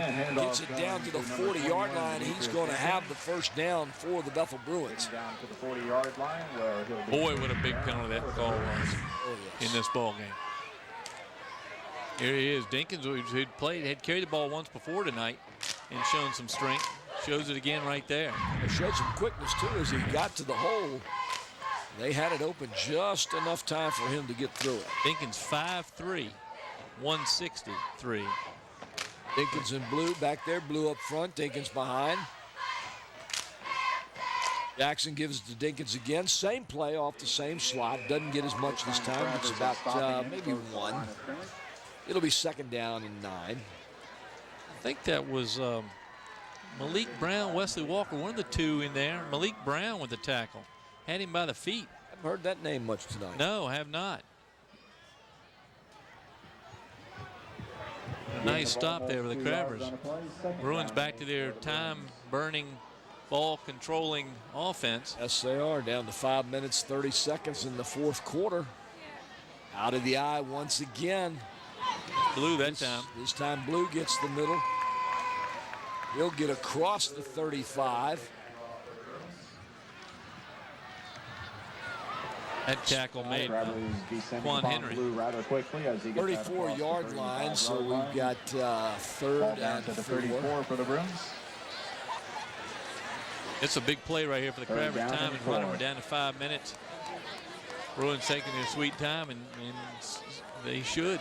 You can't blame them for doing that, and I expect them to run here too. Big play here in the ball game. Jackson under center. Hudson back at tailback. Blue and Dinkins. Dinkins on the outside trying to get the edge. Can he get it? It's going to be close. He gets across the 30. That's Hudson. Arlington Bazemore, number 60, making the stop. We'll find out where they spot this. Far line judge has it on the 30-yard line. We'll have to bring the markers That's a case. Yeah, well, it could go either way. It's close. They set it down. The nose of the ball on the 30. See if they got it. And this is going to be close. I think he got it, yeah. Yep, he got it. And huge play with 4 minutes and 39 seconds left. It'll give Bethel 1st and 10 in Hampton territory with a 4-point lead. Bethel bouncing around this year, winning 41-0, losing 51-0, is playing a tight game right here at Darling Stadium against one of the premier teams in the state, the Hampton Crabbers. Hudson now with Dinkins in front of him in the backfield for the Bruins. Boy, they keep switching these things up, don't they? Dinkins gets it. Just pushes and pushes and pushes. And here's what Coach Hooker talked about before the game. I don't think he said he was going to use the 5'3" tailback to do it, or in that case, the 5'3" fullback. But you use what you've got. He picked up 3 yards.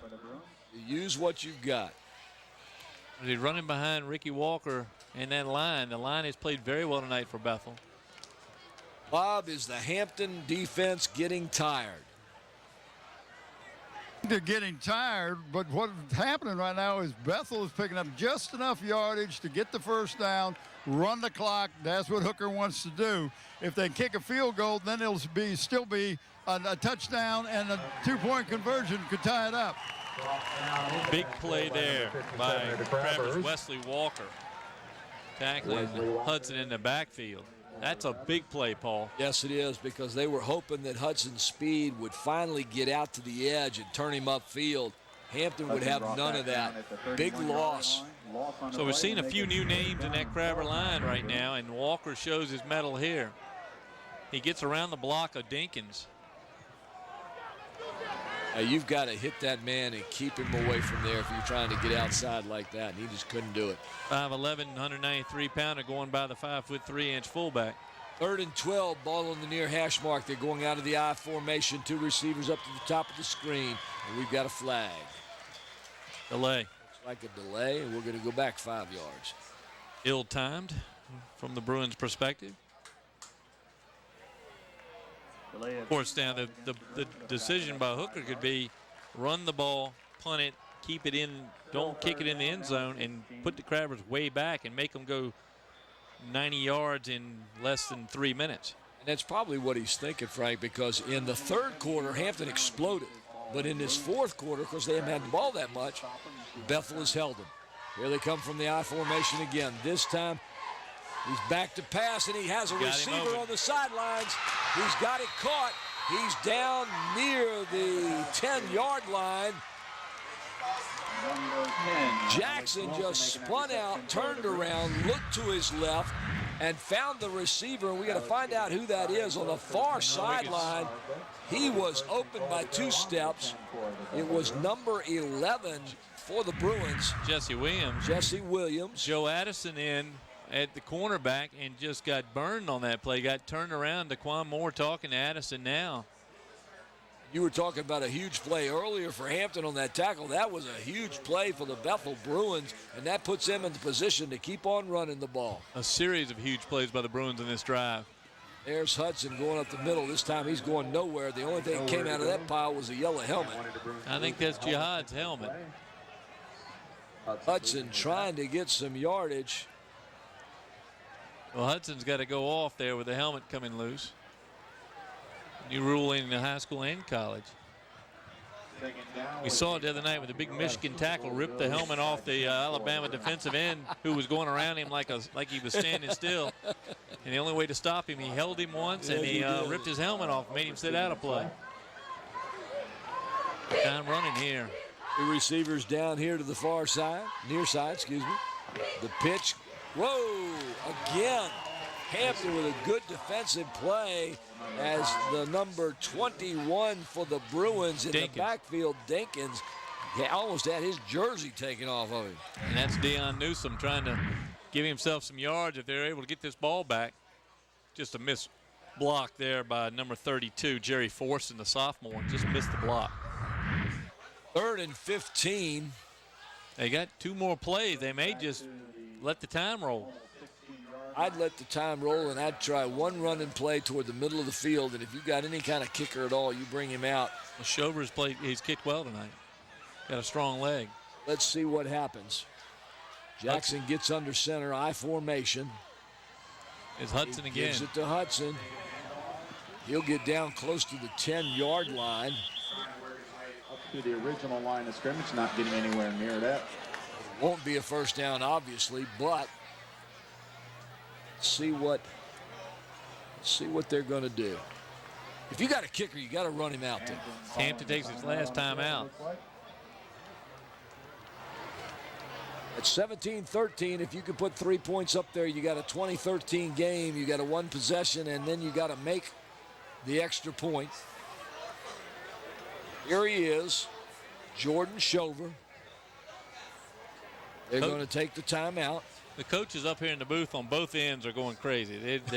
This is a close ball game, one of the best ones we've seen so far this year. And speaking of that, Frank, with 1:10 left in the game, we're going to have to talk about a player of the game for both teams.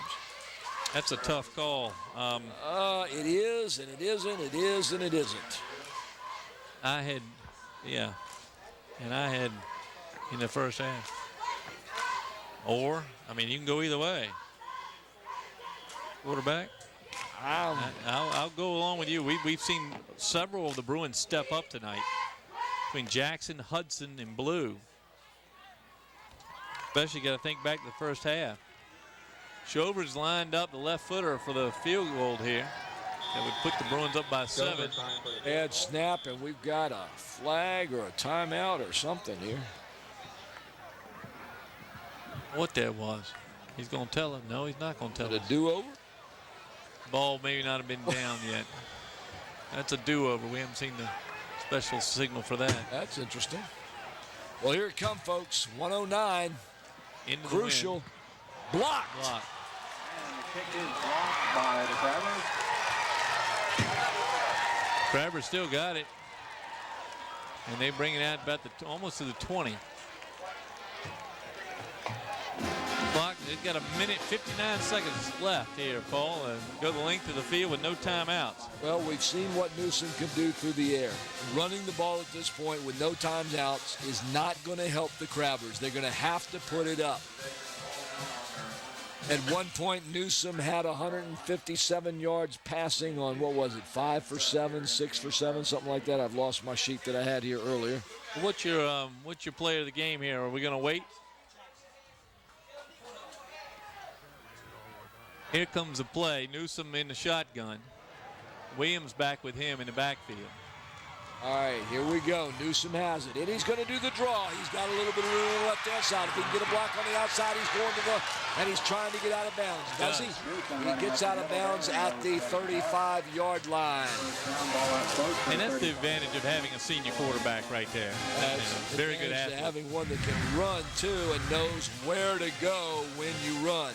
That was a straight quarterback draw all the way. He was looking for a block upfield, got a little bit of one, and was able to get it out of bounds to stop that clock. So now we've got 51 seconds. It's still first down. Ball on the 34-yard line. 17-13. Bethel with the lead. Newsome back in the shotgun. Wide outs to both sides. He goes back to pass. He's looking. He's throwing to the right side, and it's going to be intercepted by the Bruins at the 45-yard line. The Bethel Bruins have pretty much locked this one up with an interception of a Deon Newsome pass at the 45-yard line of the Bruins. He just overthrew Daquan Moore. Here's a pass here, and the ball was just over Moore's head. Nothing Moore could do about that one.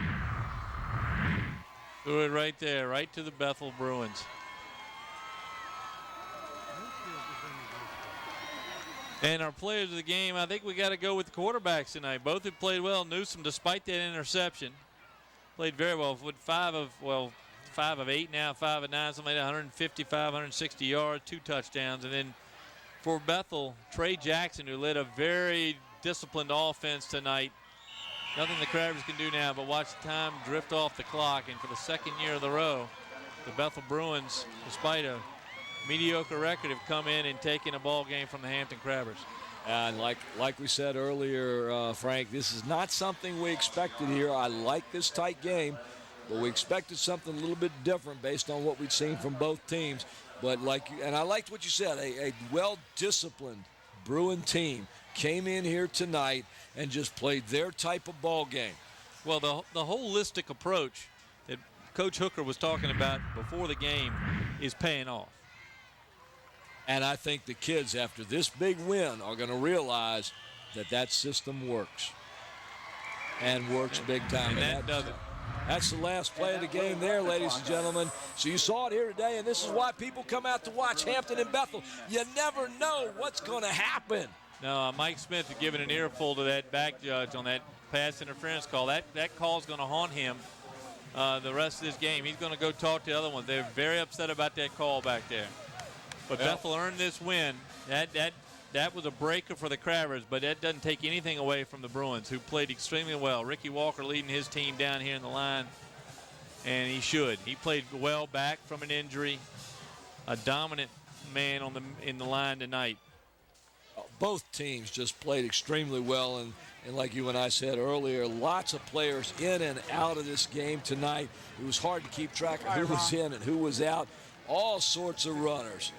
I tell you what, this was a game for the night. Well, folks, if you just turned in the game on tape and you want to see it again, we're going to broadcast this game on September 16th at 6, on the 18th at 8 a.m. and 8 p.m., on the 21st at 9 a.m. and 9 p.m., and on October 5th at 9 a.m. and 9 p.m. So you get a chance to watch what has been a very good high school football game here at Darling Stadium tonight. All right, for all of our crew here tonight at Darling Stadium, for Bob Hintz down on the field, for Brent Musgrove up here in the box with us keeping the stats, for myself, Paul Rowe, and my partner over here, Frank Edgar, and everybody else associated with LSC, your local sports channel, thank you for watching tonight's game as the Bethel Bruins take the Hampton Crabbers by a score of 17-13 here at Darling Stadium, September the 14th, 2012. From up in the booth, good night, everybody. Today's game was sponsored by the Grey Goose Restaurant, located on West Queensway in Hampton. Enjoy a wide selection of breakfast and lunch dishes, sure to please your appetite.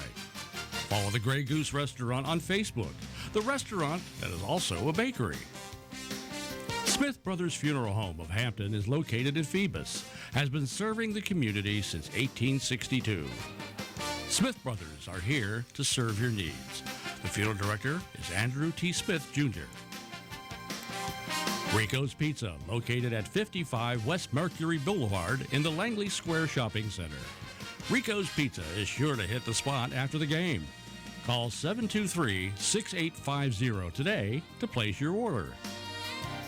Tidewater Team Sports, located at 11839B Cannon Boulevard in Oyster Point, Newport News. Tidewater Team Sports is your one-stop sports headquarters for screen printing, embroidery, uniforms, and apparel. Call 594-0411 and talk to David Chubb or Terry McNamara. Today's game was sponsored in part by the attorneys at Kaufman and Knowles, with offices in Hampton on Cunningham Drive across from Peninsula Town Center and in Newport News at City Center. Kaufman and Knowles. We can and we will. Beach Hardware, located at 1951 East Pembroke Avenue in the Buckrow Shopping Center. Beach Hardware is your friendly local hardware store with everything you need to maintain your home inside and out. Eric Thompson Realtor. Contact Eric to buy or sell a home or property. Give Eric a call at 685-3172 or email him at eric@findhrhomes.com.